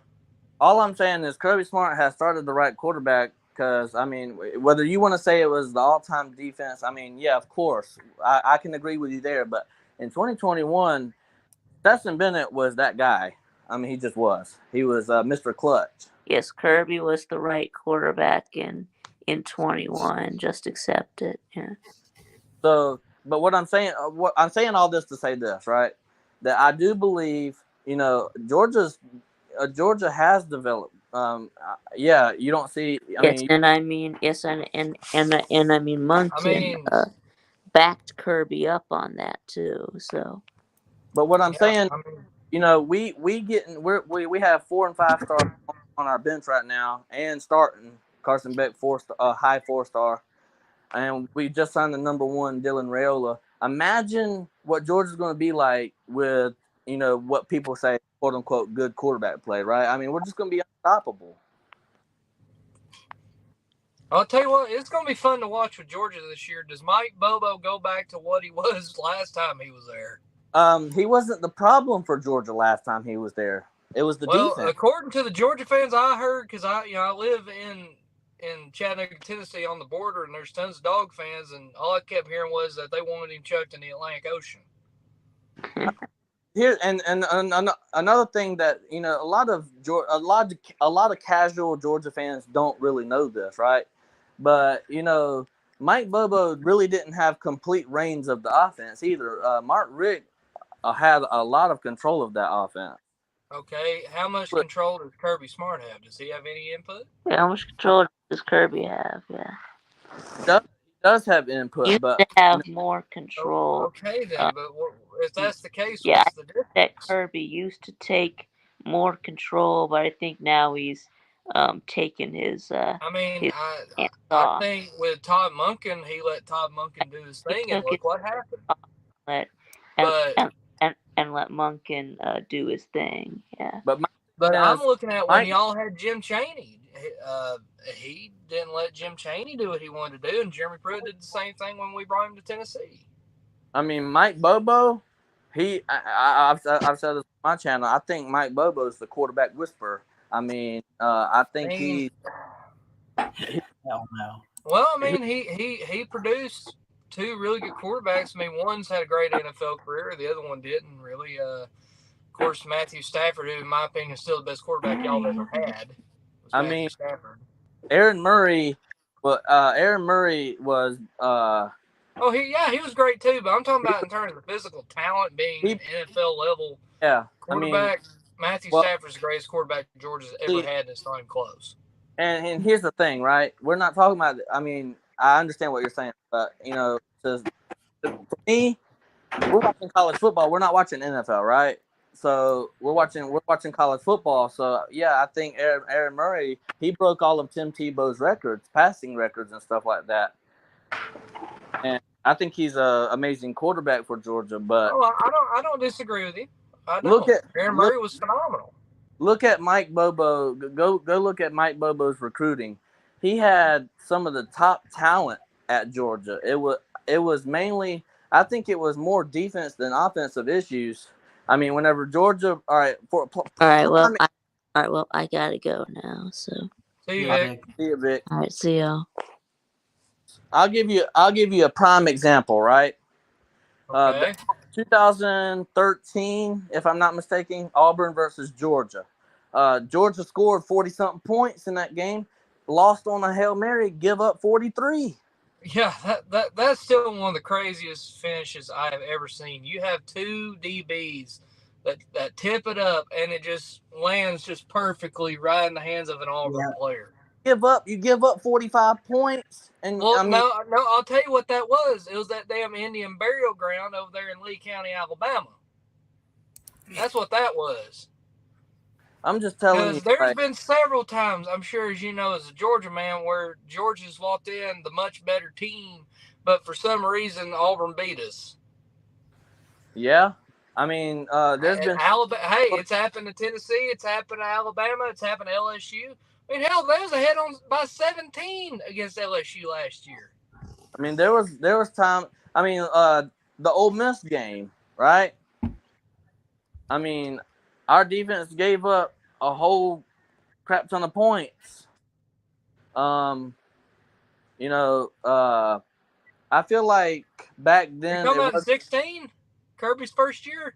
Yeah, that was Kirby's first year, but I'm talking about Mike Bobo. As far as Mike Bobo goes, I don't think it was necessarily Bobo's fault as far as points. I mean, I just don't. Well, I mean, Mike Bobo has no say in the defense. I know that, but I don't think Georgia had much of a great defense back then. Well, nobody's saying that y'all had, you know, a generational defense when you had Mark Richt, but I mean, you still had a phenomenal team over there. Just like top 5 roster. Just like Jeremy Pruitt always said, right? He said if your team can score 31 points or more, back in them days, whenever Mike Bobo was the offense coordinator for Georgia, you should win the game, right? And most But points. then y'all had Jeremy Pruitt as your defensive coordinator. Exactly. And we still lost. Okay. But I mean, he did fine at Alabama. What's that? He did fine at Alabama. Yeah, he did. So what was the problem? I guess not enough talent on the team. I guess I don't know. Say that y'all had a top 5 roster. I mean, what year was the Tennessee Hail Mary? Wasn't Mark Richt? Wasn't that one? No, that was Kirby's first year. That was 2016. That was 2016. That was the Dog Mill Boo game. I still remember watching that one. That was the craziest game I've ever seen. I mean that you know, Dobbs threw it up and but that was just pure chance, though. That was just pure chance. Because I thought for sure Georgia won that game. You only had 10 seconds. Well, yeah, because Riley really caught it in stride from Jacob Eason. And he caught it with like 10 seconds left. I thought y'all won the game. But still, Georgia won it. You know, that just goes back to show. I mean, that might have been Kirby's first year, but I mean, that was a lot of Mark Richt's players, you know. But still, you just lost on a Hail Mary. I mean, that happens. Yeah, but if you score 30-something points, you shouldn't. If you have somewhat of a good defense, you shouldn't be giving up 30. Well, then that's where your offense needs to get better and average 45. I mean, we're going to average 45 this year, but I mean, that's very possible considering that outside of maybe Auburn and Tennessee, you don't really play anybody that matches up with you. I'm very high on Mike Bobo. I just put it that way. You know? And I understand that, but I still remember even back when I was in middle school hearing everybody wanting Mike Bobo chucked in the damn Savannah River. I mean, I would much rather have Mike Bobo because he averaged that many points a game, but it was play calling when it mattered. I'd much rather have not when you're up on Georgia Southern 50-0. I'd much rather playing Auburn, when he was playing Tennessee. Because hell, I remember back then, up until the recent years with Kirby's dominance, Tennessee Georgia was always a tight game. Didn't matter how good or bad the other team was. That was always a tough game. I mean, in my lifetime, ever since I started watching Georgia football. Mike Bobo was the first offense coordinator from whenever I first started watching Georgia football when I was like 8. I was personal with you because that's who you grew up watching. But what I'm saying is, from that time on, we've had some terrible offense. James Coley was probably in my lifetime is probably. He was horrible. He was bad. I would much rather have Mike Bobo over him. Yes. Am I sad that we lost? But I'm saying with y'all's schedule, I don't care if you went out and did like. I don't care if y'all made Kevin Steele the offensive coordinator. Y'all would still win 10 games at least. Well, we're gonna win at least. I mean, I hate to say this, but I mean we're probably gonna win more than that. But but what I'm saying is, earlier you talked about. I don't have y'all losing a game. I think y'all go undefeated. Well, you said, Auburn's probably going to be undefeated before. I'm saying I think Auburn's undefeated going into that game, but then they lose their next. So then that would be a top 10 matchup whenever we play them. No, right? No.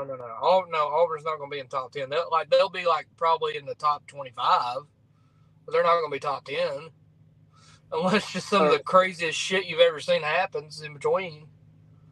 I mean, because they don't play any ranked teams, I think, until they play Georgia. Remember whenever Florida beat Utah, which I know that was a ranked team, but then they got shot up to like top 10. but they beat the number 7 team in the country. Which granted though that game, I think that one was a toss up, wasn't it? Wasn't that a pick 'em? Was. So everybody thought it was gonna be a close game, but I guess they thought because they seen how well Anthony Richardson played, it's like, oh shit, we got to take Florida seriously. But I mean, Anthony Richardson, I know he got drafted really high, but I think the Colts really took chances on the guy. Again, he's one of those. He's a raw talent. He's got a lot of potential, and they've got the same guy there now who developed Jalen Hurts. The thing I see if for some reason Anthony Richardson doesn't, because they're not even going to play. No, that's Bryce Young. Never mind. Got it confused. But Anthony Richardson, for some reason it don't work out the quarterback position. I think he could go to play tight end or play in the slot. Don't you think? No, Anthony Richardson's going to be playing quarterback. I mean, for some reason it don't work out like that. No, he's not going to change positions. I don't know. You just said he had raw talent. I agree. I'm saying that's what I'm saying. No, he is a raw talent. Like he just needs development, and he'll be fine. And I think he's got the right guy there in Indianapolis to develop him because it's the same guy that developed Jalen Hurts. Yeah. So I think AR is going to be okay. I mean, I don't think he's going to be a Hall of Famer or anything like that or win a bunch of Super Bowls, but I think he'll be a pretty good quarterback. I mean, I think he's going to be in the bottom half of the quarterbacks, but yeah, maybe his first few years. I mean, because you got the NFL, it's an adjustment, but I don't know. I do think that I'll tell you this: my way too early top 4. If you're talking about playoff predictions, I have number one. I have a new number 1. A lot of people are going to be shocked, but I think Clemson's going to be number 1 going into the playoffs. I think number 2. You are high. High. Clemson will be undefeated going into the playoffs. Yes, they will. So, just let you know. I don't think they beat Florida State. I think they lose to South Carolina again. It's in Columbia. They're going to. I promise you, they're going. It wouldn't surprise me if fucking North Carolina beat them. No. They were one quarterback and one offensive coordinator away from being good. And but really, was their offense actually that bad? Hold on. Who did he say his number 1 team is? Clemson. Fucking Tater Man. No. No. Hell no. No. Clemson's not sniffing the playoffs this year. Dude. All right, before you say anything, right? Let me ask you this. Okay, if I want your real honest opinion on this, and I know if, ands, or buts, or candy and nuts, and we all have a Merry Christmas. I get it, right? Come on. But just for time's sake, right? If just for the conversation, so if Clemson beat Carolina, instead if Carolina loses to Clemson last year, and they only won by 1 point, by the way, but if they do, because Lord Dabo doesn't know what the fuck he's doing. But let's just say that the ring around the rosy play never happened and the fumble never happened, and Clemson ends up winning that game. Instead of 30-1 to 30, Clemson wins outright. Well, yeah, they probably would have backdoored their way in because USC shit the bed, because of other things because TCU lost. So yeah, they probably would have been in the 4th seed, but then they would have got absolutely skull fucked by fucking Georgia. It doesn't matter. I mean, the national championship, TCU got drugged. I don't disagree with you. I'm not disagreeing with you on that, Mayhem. But I'm just saying, Clemson's not a playoff team, I don't think, this year. They might be in a year or two, but they were a playoff contender last year. They lost a game that they shouldn't have. But wouldn't you say the same thing about Tennessee? Wouldn't you say the same thing about Alabama? Wouldn't you say the same thing about USC? Tennessee had the inside track only because they didn't make the conference championship, and that would have if they don't shit the bed against South Carolina, they probably make it because of everything that happened. Yeah, because Georgia helped them out and they didn't have to play extra game, but ACC champion would have went ahead. But I'm saying though, you could say that about Alabama as well because their 2 losses were on the last play. But you can also say that a lot of their wins were on the last play too. Yeah, but that's my point though. There were several teams like USC. If they could just learn how to beat Utah, they would have been in. Well, if Utah would have learned how to beat Florida, they would have been in. They would have been Pac-12 champions with only 1 loss. Exactly. But you say the same thing about Oregon. All I'm saying is Clemson is a playoff contender. I'm not saying that. I mean, possibly. I do think what I've seen out of Cade Klubnik when he played Tennessee, he does not look ready yet. Clemson's biggest problem was their offensive coordinator wanted to run DJ Uiagalelei but did you watch Klubnik out there? Klubnik didn't look any better. Come on, dude. I mean, he's listen, their offensive line was hot garbage last year. Their offensive line was hot doo-doo. Well, it's going to be better. But the last 6-7 years before Kelly Bryant and before DJ, they had Trevor Lawrence and they also had Deshaun Watson, 2 generational back-to-back, elite quarterbacks. Right now, they just don't have an elite quarterback right now. I'm not saying Klubnik couldn't get better, but right now, I don't think, like I said, maybe in 24, they're back contending to make a playoff spot, especially because it will be a 12 team, so they'll probably make it. So but I'm talking about this year in 2023. I do not see Clemson making it. I think I feel more comfortable picking Florida State than I do Clemson. Are you saying that? I think Cade Klubnik is going to be a top 3 quarterback in the ACC. That's just my opinion. Well, that's not that hard.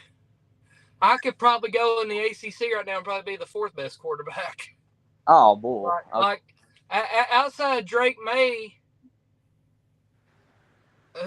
and Cade Klubnik, who's number 3? Well, I'll say this. Can I jump in real quick? Go ahead. Go ahead, Ballard. Yeah, so I think the 3 best quarterbacks, and I think it starts with Drake May. I would go Jordan Travis too, and then I would put Klubnik. So all you got to do is, and I think I'm saying like me or you could go play at Miami and probably be the 4th best quarterback. There are hardly any good quarterbacks in the ACC. Yeah, I don't know. So again, I mean, and 2 of them left. What Sam about running and Devin Leary? They're not in the ACC anymore. Who's the best running? Who's the best running? One's at Notre Dame and one's at Kentucky. Who's the best running back in the ACC? Who's the best running back? Well, I'd probably give that maybe to maybe Will Shipley. Yeah, exactly. I mean, you can say Benson But from again, Florida State. is that offensive line going to get any better? Yes, it's got to. So you think the O-line is going to get better? Their defense will be pretty good. They're always good. Yeah. I mean, well, they're not Georgia good, but I'm saying they're pretty good. And they'll be elite in terms of ACC standards, but again, like I told Rob, like for a good 5 to 7 year period, there was literally one good team in the ACC, and that was Clemson. That was literally it. Like who else outside of Clemson was even going to compete in the ACC? I agree with what you're saying. They were literally a one-team conference. I agree with what you're saying, but there used to be some really good quarterbacks in the ACC. Oh, I don't disagree with you. But I'm just saying right now, outside of Drake May, there are no elite quarterbacks. Drake May is the only one I would actually call an elite quarterback that I can see starting at other programs. Maybe Jordan Travis. But Kay Klubnik, he needs to get a lot better. I'm not saying he don't have potential, but my God, he was running for his life against Tennessee. He was on his ass half the game. I do feel like, Clemson. You got to believe. I mean, there's no way that Clemson. I mean, Clemson will probably be 13-0, headed number 1 in the playoffs this year. Wait. Where's Georgia? Georgia. I don't think Georgia's going undefeated. I mean, I don't. Really? I think they go undefeated regular season. I think they lose to LSU in the SEC title. Oh, you think LSU gets y'all? I mean, they scored 30 on us last year, and the only reason why we won. But here's the thing, though. I don't know. I mean, maybe they do, but there's only a couple of games where I could see maybe Georgia loses. And I said maybe, and that's at Tennessee and at Auburn. I think we go 12-1. I don't think y'all lose to LSU. I think y'all beat them again.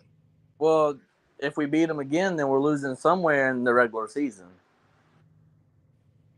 Like I said, the only two games I could even see y'all losing in the regular season are at Tennessee or at Auburn. I mean, humility is only 1 week away. Right. But again, like I said, I don't see y'all losing to South Carolina. I don't see y'all losing to Ole Miss. I don't see y'all losing to Kentucky.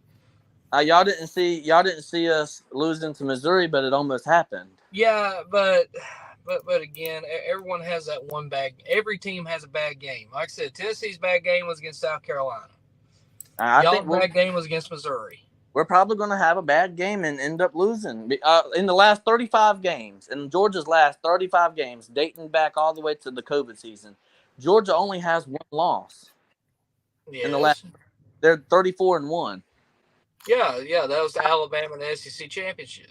How long is that going to continue? I mean, honestly, I feel like 24 might be the first somewhat of a down year for Georgia because then you're having a true rebuild. But I don't think y'all are going to have any problems this year. I will happily take that bet. I think Georgia is going to be ranked number 2. I think, and here's another team that's going to surprise. The last 2 teams I say are going to surprise you. I think Penn State ends up winning the Big Ten this year. I mean, that's very possible. I mean, I think that they can beat Ohio State because Ohio State's going to be a question at quarterback. I understand their history, but it'll be interesting how they replace CJ. Michigan, I could possibly see them beat Michigan because they get them at home. So, again, you know, that's very possible. Like that, it's not. I mean, it's not like you're saying Maryland or something. I mean, Penn State people were kind of saying that the Big Ten East is a pick'em almost. Like and then who's number 4? As far as my 4th team, I think this team is going to have the Heisman winner in it, and I think it's going to be Michael Penix Jr. is going to win the Heisman. And so you're saying Washington? Washington at number 4. I mean that's not too bad. I mean, because Washington, I think Washington's going to be a really good team. I feel like everybody for some reason is wanting to pick USC for some weird reason because they got Caleb Williams, but I'm still. I think Utah might win it again. I think Utah is just the best coach. They're the most physical team. They're the most well-rounded team in the Pac-12.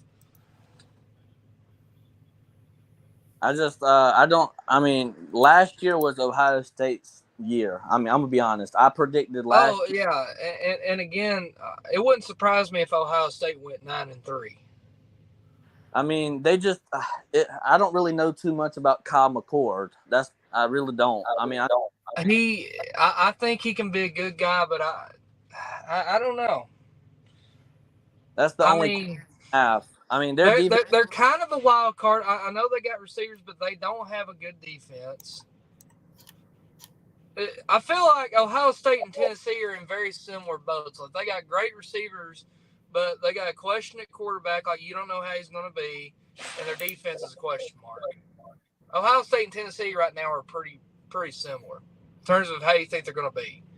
Like, I could see somehow they figure it out with Kyle McCord and they go undefeated, or I could see them losing 3 games. Same thing with Tennessee. I could see in one world Tennessee, Joe Milton goes out there and balls out and they're 11-1, they're undefeated, or I could see them going 9-3. We don't know.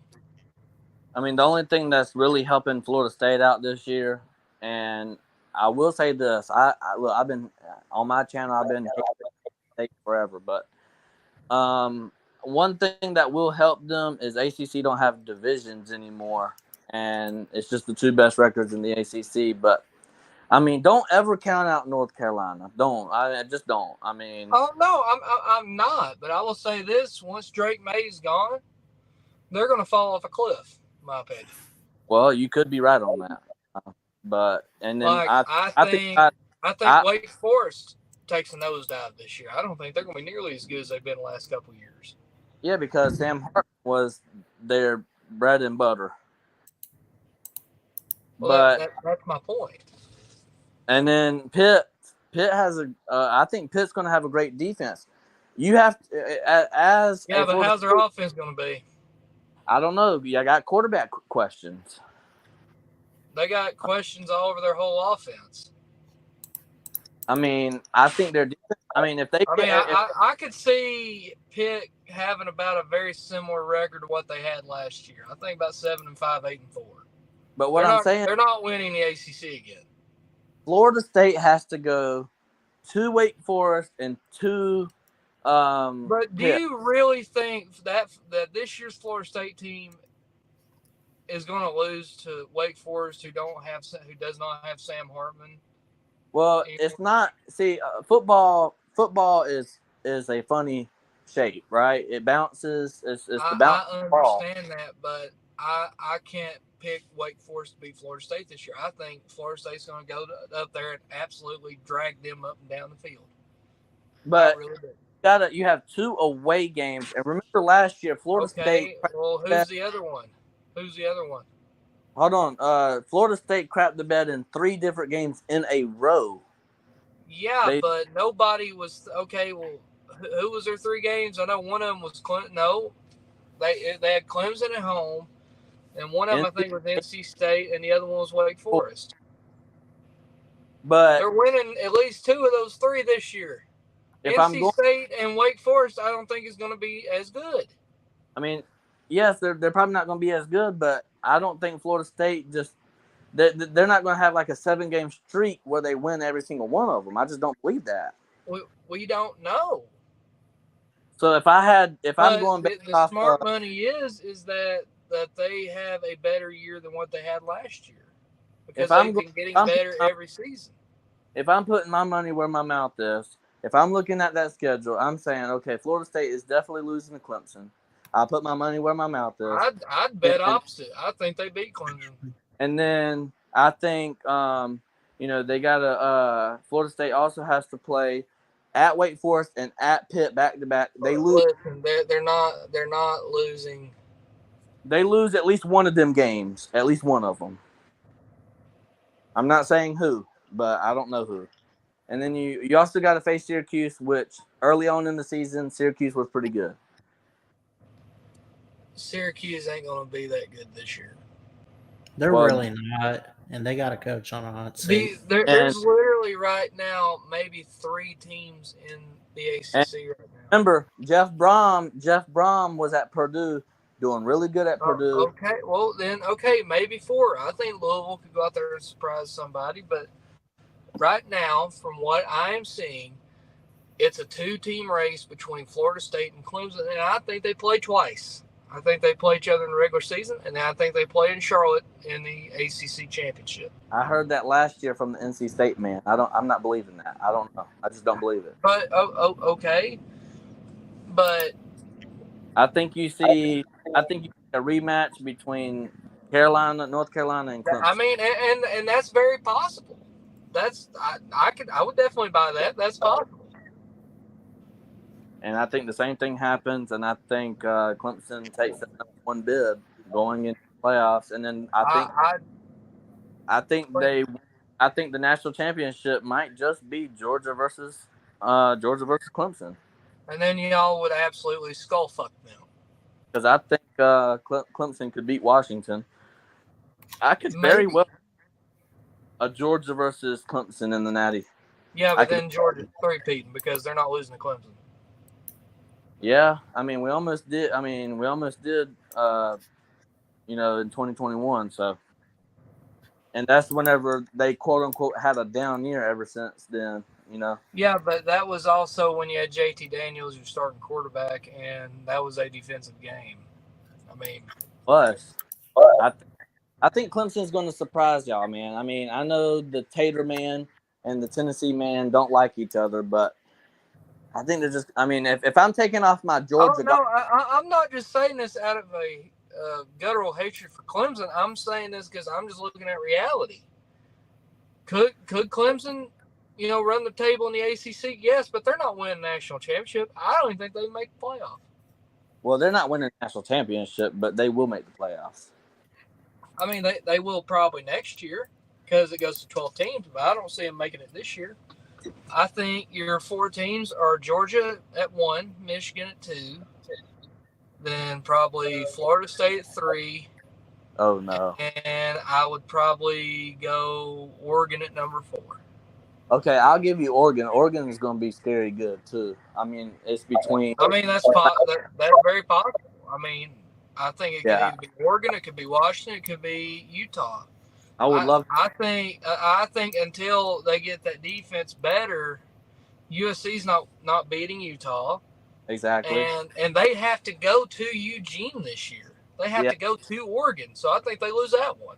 Yeah, I think Lincoln Riley left his best team to go to USC. I mean, his best team was that 2017 team with Baker Mayfield. Oh yeah, I wouldn't disagree with you on that. He Riley, as long as he has Alex Grinch as the defense coordinator, he's garbage. He's not getting rid of Alex Grinch. He's too loyal to him. Yeah, I just don't see. I know they got Bear Alexander. I understand that, and then they got but that's one player. Yeah, exactly. That's what I was saying about Jared Verse. That's one player. I can't name anybody else. Yeah, but I would be willing to bet that Florida State's defense is going to be better than USC's. I'd be willing to bet every penny I ever make that Florida State's defense is going to be better. As far as what? USC's. Like, overall, I think their rush defense is going to be better. I think their pass defense is going to be better. But I mean, they and just like you said earlier, they play in the ACC. I mean, who are they? They're not playing at Oregon. They're not playing, Utah. That's my point. I mean, if they're literally playing 3, possibly 4 teams that they could easily lose to. Who? Washington, Oregon, maybe even Oregon State. Yeah. Definitely Utah, UCLA, and I'll tell you another team y'all need to watch out for this year in the Pac-12, Arizona. I really haven't I can't say too much. I don't know. I Have think no Arizona's words. going to surprise a couple people this year. I'm not familiar with Arizona, so I can't say. But what I am familiar about is I see a pattern in college football, and well, I want to say this real quick about the Ohio State man down there. He's like, "Oh, y'all are saying that Ohio State and Alabama's not making the playoff." Well, here's the thing, there, bud. Ohio State, y'all need to worry about possibly losing to Penn State. I think y'all lose to Michigan again, and it wouldn't shock me if y'all lost at Wisconsin. That's what I'm saying. I could see y'all going 9-3. Wisconsin and Alabama. Alabama's got a bunch of questions, and for one, like everybody's praising the Kevin Steele hiring. I'm like, what the fuck did you not see last year? I mean, with him at Miami. You know, I don't care how many issues you got. You're not giving up 45 points to Duke and Middle Tennessee State. I'm sorry, you're not doing that. You know, the Big Ten West is really not that great. I could see Wisconsin winning that. I can see Wisconsin going 10-2 because they got a great head coach and he's bringing some dudes in there. I could definitely see them making the Big Ten championship. I can too. I mean, who else is going to make it? I mean, Purdue made it last year, but their head coach. Yeah, I don't think Purdue's going to be as good this year. Something tells me it would. Something tells me I could see maybe Nebraska making some noise. I don't think they're going to. I think I could see them winning 8-9 games this year. Well, I could see them winning 8 games, maybe 9. Because I think Matt Rule's a hell of a coach, and I feel like they're one of the more slept-on teams in the Big Ten because a lot of people might not realize this, but Nebraska is a blue blood program, and they've got a shit ton of money. All they need is the right coach. That's all they need. It'll be like when Tennessee finally got good again. Like, wait, where'd all these fans come from? Trust me, Nebraska might have the second most dedicated fan base behind Tennessee. Number one, Hummus Hero. They might have a top 3 talent wise, but Georgia has the best talent. I don't care. I mean, yeah, if you're ranking by 5 stars and all that shit, yeah, Alabama's number 1. If you're, what was this last year? I kept hearing about. 2021, that was a rebuilding season. That's what I kept hearing about. We were rebuilding, and then you go out and you have a worse season with the best quarterback you've ever had. I would argue right now. Alabama, they don't have the wide receivers that they did 5 years ago. You know, you don't have a Henry Ruggs or a Jalen Waddle or a Jerry Jeudy or DeVonta Smith. Georgia has a better wide receiving room than Bama does right now. Tennessee does. Tennessee's got a much better wide receiver room. It's not even close. Georgia. We got a better coach though. Really? Well, I mean, yeah, y'all got Nick Saban, but right now, I put Nick Saban about 2. Exactly. Right now, Kirby's the guy right now. Listen, I'm not discrediting, all that Nick Saban has done, but right now, Georgia's the team until proven otherwise. And I hate saying that as a Tennessee man, but I mean, you just got to be real with it. I don't see. I don't see Alabama winning the West. I mean, could they're not? They're not going to. They're not. And I keep hearing this from Alabama fans talking about, in 2015 we had Jake Coker out there and we won a national title. Well, yeah, but you also had Derrick Henry back there. I mean, how many coaches? I got a question. How many coaches after 70 years old really does and stays in that? I mean, none. I've yet to see one because Bobby Bowden, when he got around that age, he fucking fell off a cliff almost.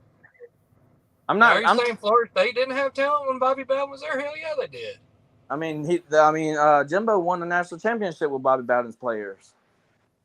Exactly. But what I'm saying is, I think Nick Saban's the greatest head coach of all time. Me too. I agree with that. I mean, the stats don't lie about it. But I mean, I'm not saying Alabama's going 5-7. I'm not saying but that. I think that they drop it to Tennessee, and I think they drop it to LSU. And people will say, well, it's a home game. Well, I don't think Alabama right now has the offense to keep up with Tennessee. And there's only been one team that's been able to crack the cheat code on Josh Heupel's offense, and that's Kirby Smart. He's the only one. Well, I've said this many times, and I don't know if you ever heard me, but Georgia their scheduling, they schedule, like, for example, who was that? Kent State. They run a very similar offense that Tennessee does, but on a much lower scale, right? Well, yeah, because Kent State doesn't have the talent Tennessee does. But what I'm saying is, we did get some practice versus teams that kind of ran the same offense, you know? Yeah, but you still should have absolutely just drug Kent State up and down the field, let's be honest. Well, yeah, that game shouldn't have even been a competition. Like, that game should have never even been a question. And we did. That was more just the team thinking that they're just going to go out there and lollygag and just go through the motions. They didn't take that game seriously. And that's one thing Heupel is stressing this year, and I've heard this from players. Heupel is stressing take every game seriously. Like, it don't matter. Like, take South Carolina as seriously as you would Alabama or Georgia. Because that's partially why we lost last year to South Carolina, because they just didn't take the game serious. I want to respond to Hummus Hero, right? He says, let's not act like Georgia's invincible. I said earlier, if you was listening. Nobody is saying that. That I said earlier in the stream that Georgia is 1 week away from humility. We almost lost to Missouri last year. That's also any team. I mean, Tennessee's that way. Alabama's that way. Ohio State's that way. Michigan's that way. USC. You know, I'll tell you, Kirby Smart was in an interview, and he said, Kirby Smart said they let us accidentally win it last year. I mean, I think we're going to be much better than last year. I mean, we still have questions at the my point. I mean, I think. Listen, I think Carson Beck's going to be fine. I think he's a really good quarterback. See, I don't think they're having offensive issues. Listen, here's the crazy thing, right? If J-Mo doesn't go down, no title. If they don't mock Marv out, no title. Well, guess what? If I don't have a dick and balls, then I'm a woman. So what? But again, Ohio State, man, it's next man up. You mean to tell me Alabama doesn't have more wide receivers than John Mechie and Jameson Williams with how they recruit? Exactly. You know what that says? The player development. It's the player development. And right now, Georgia is the best at developing right now. I'm talking about right now, in May of 2023, Georgia has the best player development. And I want to tell y'all who I think was one of the most unsung hires that Kirby Smart ever made at Georgia. Scott Cochran, the strength and conditioning coach that he brought over from Alabama. Yeah. Everybody talks about Todd Monken or Glenn Schumann or whatever. I'm telling you, Scott Cochran, that dude, he's a phenomenal strength and conditioning coach. And he's good. He was phenomenal at Alabama, and that's where I think Alabama, since he left, that's where he kind of noticed some of that physicality has went away. That's why I can't buy this whole now Alabama's defense is going to go back to what it was 10 years ago because I got Kevin Steele. Well, y'all don't have Scott Cochran. I feel like he was kind of that secret ingredient that made the whole thing work. You know, the thing is, I mean, we can say a lot of things. You know, if you know that because Hummus here is still talking about if J-Mo and all that, but you know if Alabama, you know that controversial call in the end zone where they said it was a safety and it ended up not being a safety. I mean, if they called that a safety, then Texas wins and Alabama doesn't even get in that playoff conversation at all. They have 3 losses. If Texas A&M's wide receiver catches the ball in the end zone, they have 4 losses. So what? Georgia again, I don't understand why this Ohio State man's even arguing. First off, I got this, man. First off, they're suck nut. You need to worry about beating Michigan before you start worrying about winning national championships, okay? Beat Michigan, then come back and talk to us. And I'm gonna just prove it right here.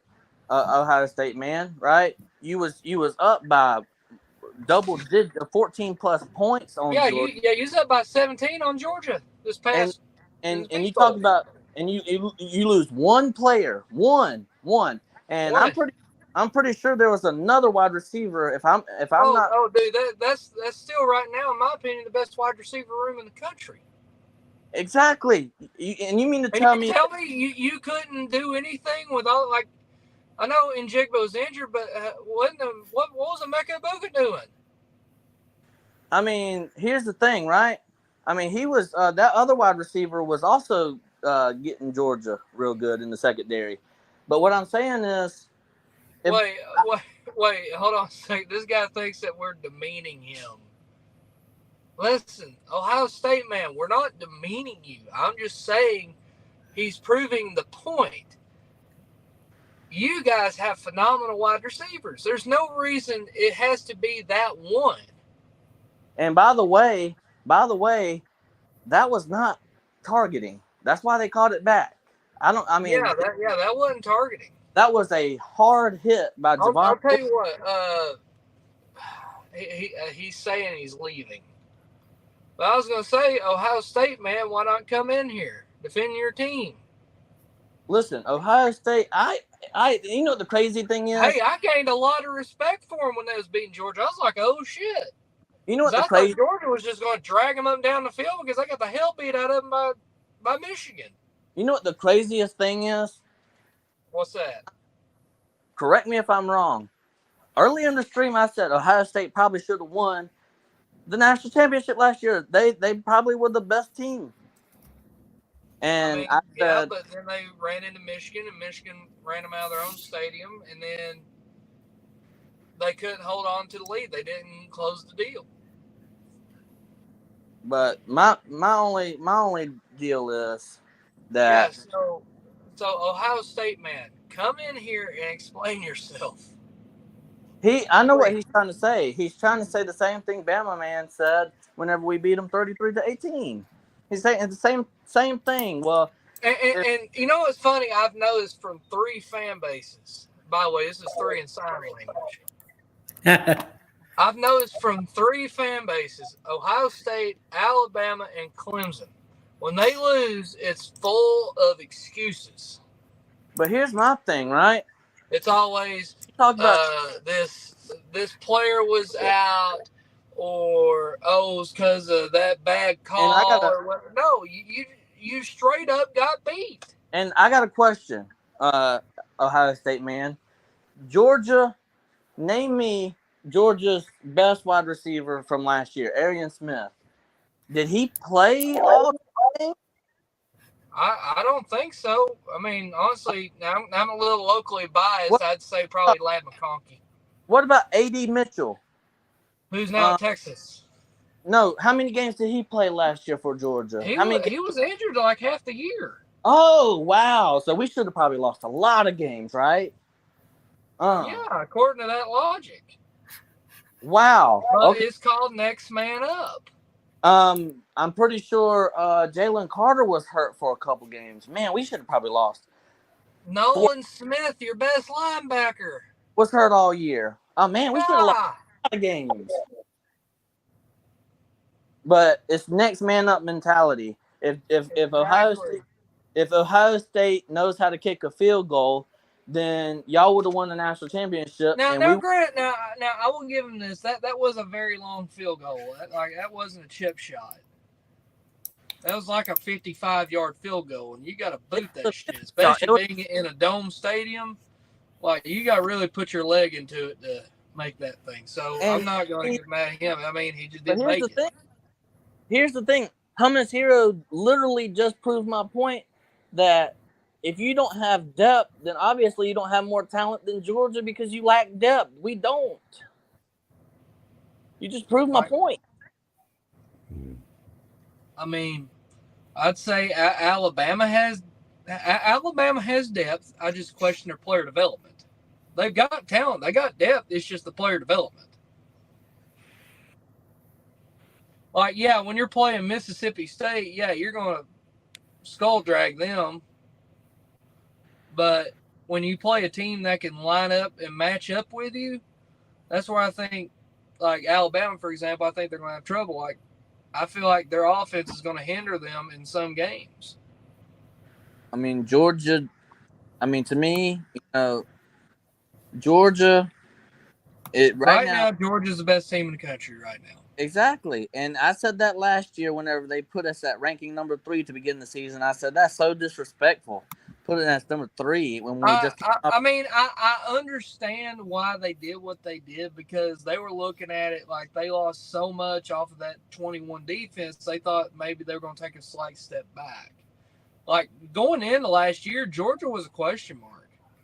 I never said that. I never, because the reason why is because Georgia does the same thing that Alabama does. They rotate guys constantly. Well, yeah, I understand that, but I'm just saying that, a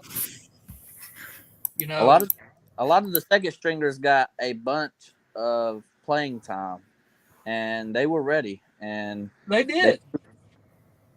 But now the guys that you had question marks, all them guys are coming back. Georgia. A lot of people don't realize Georgia returned probably 75% of their whole team from last year. Yep. But the ones that they were not returning were all starters. And we get a running back from Tennessee there. I don't know how he's going to be. Lenny Whitehead. I mean, he's all right. I think he'll be pretty good. He's going to add. He's adding depth to our running back room. Yeah, in y'all's running back room, he's just going to be a death piece. He's not going to be RB1. Well, I know that because I mean we got both Robinson guys. We got Davion Edwards. Whenever Kendall Milton decides he wants to be healthy, he'll be really good too. I mean, so like he'll be like the 4th string player. Like he'll probably never see the field. Yeah, I mean he'll probably be 5th string because Andrew Paul's going to be really good. So I don't know, but I think Ballard wants to wrap it up, huh? Yeah, it's pushing 11 o'clock here, but we've had a good show, man. I think you guys brought some good conversation to the table, and TriStar, it's always good to see you on here, and Mayhem, as always, you as well, and always look forward to the Touchdown Tuesday show. That'll be our next live stream on the channel, and I'll give you guys some final words, and we'll wrap it up.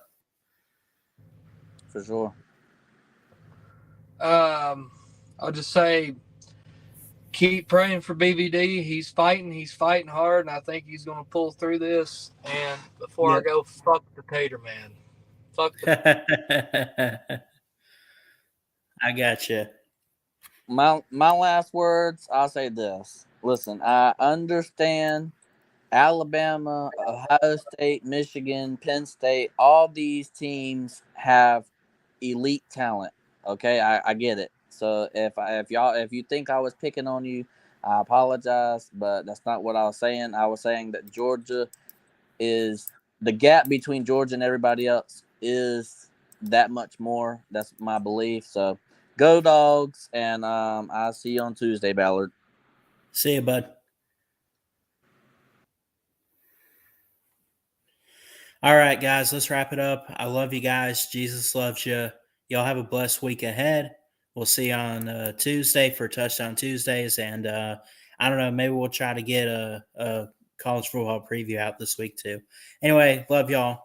Good night.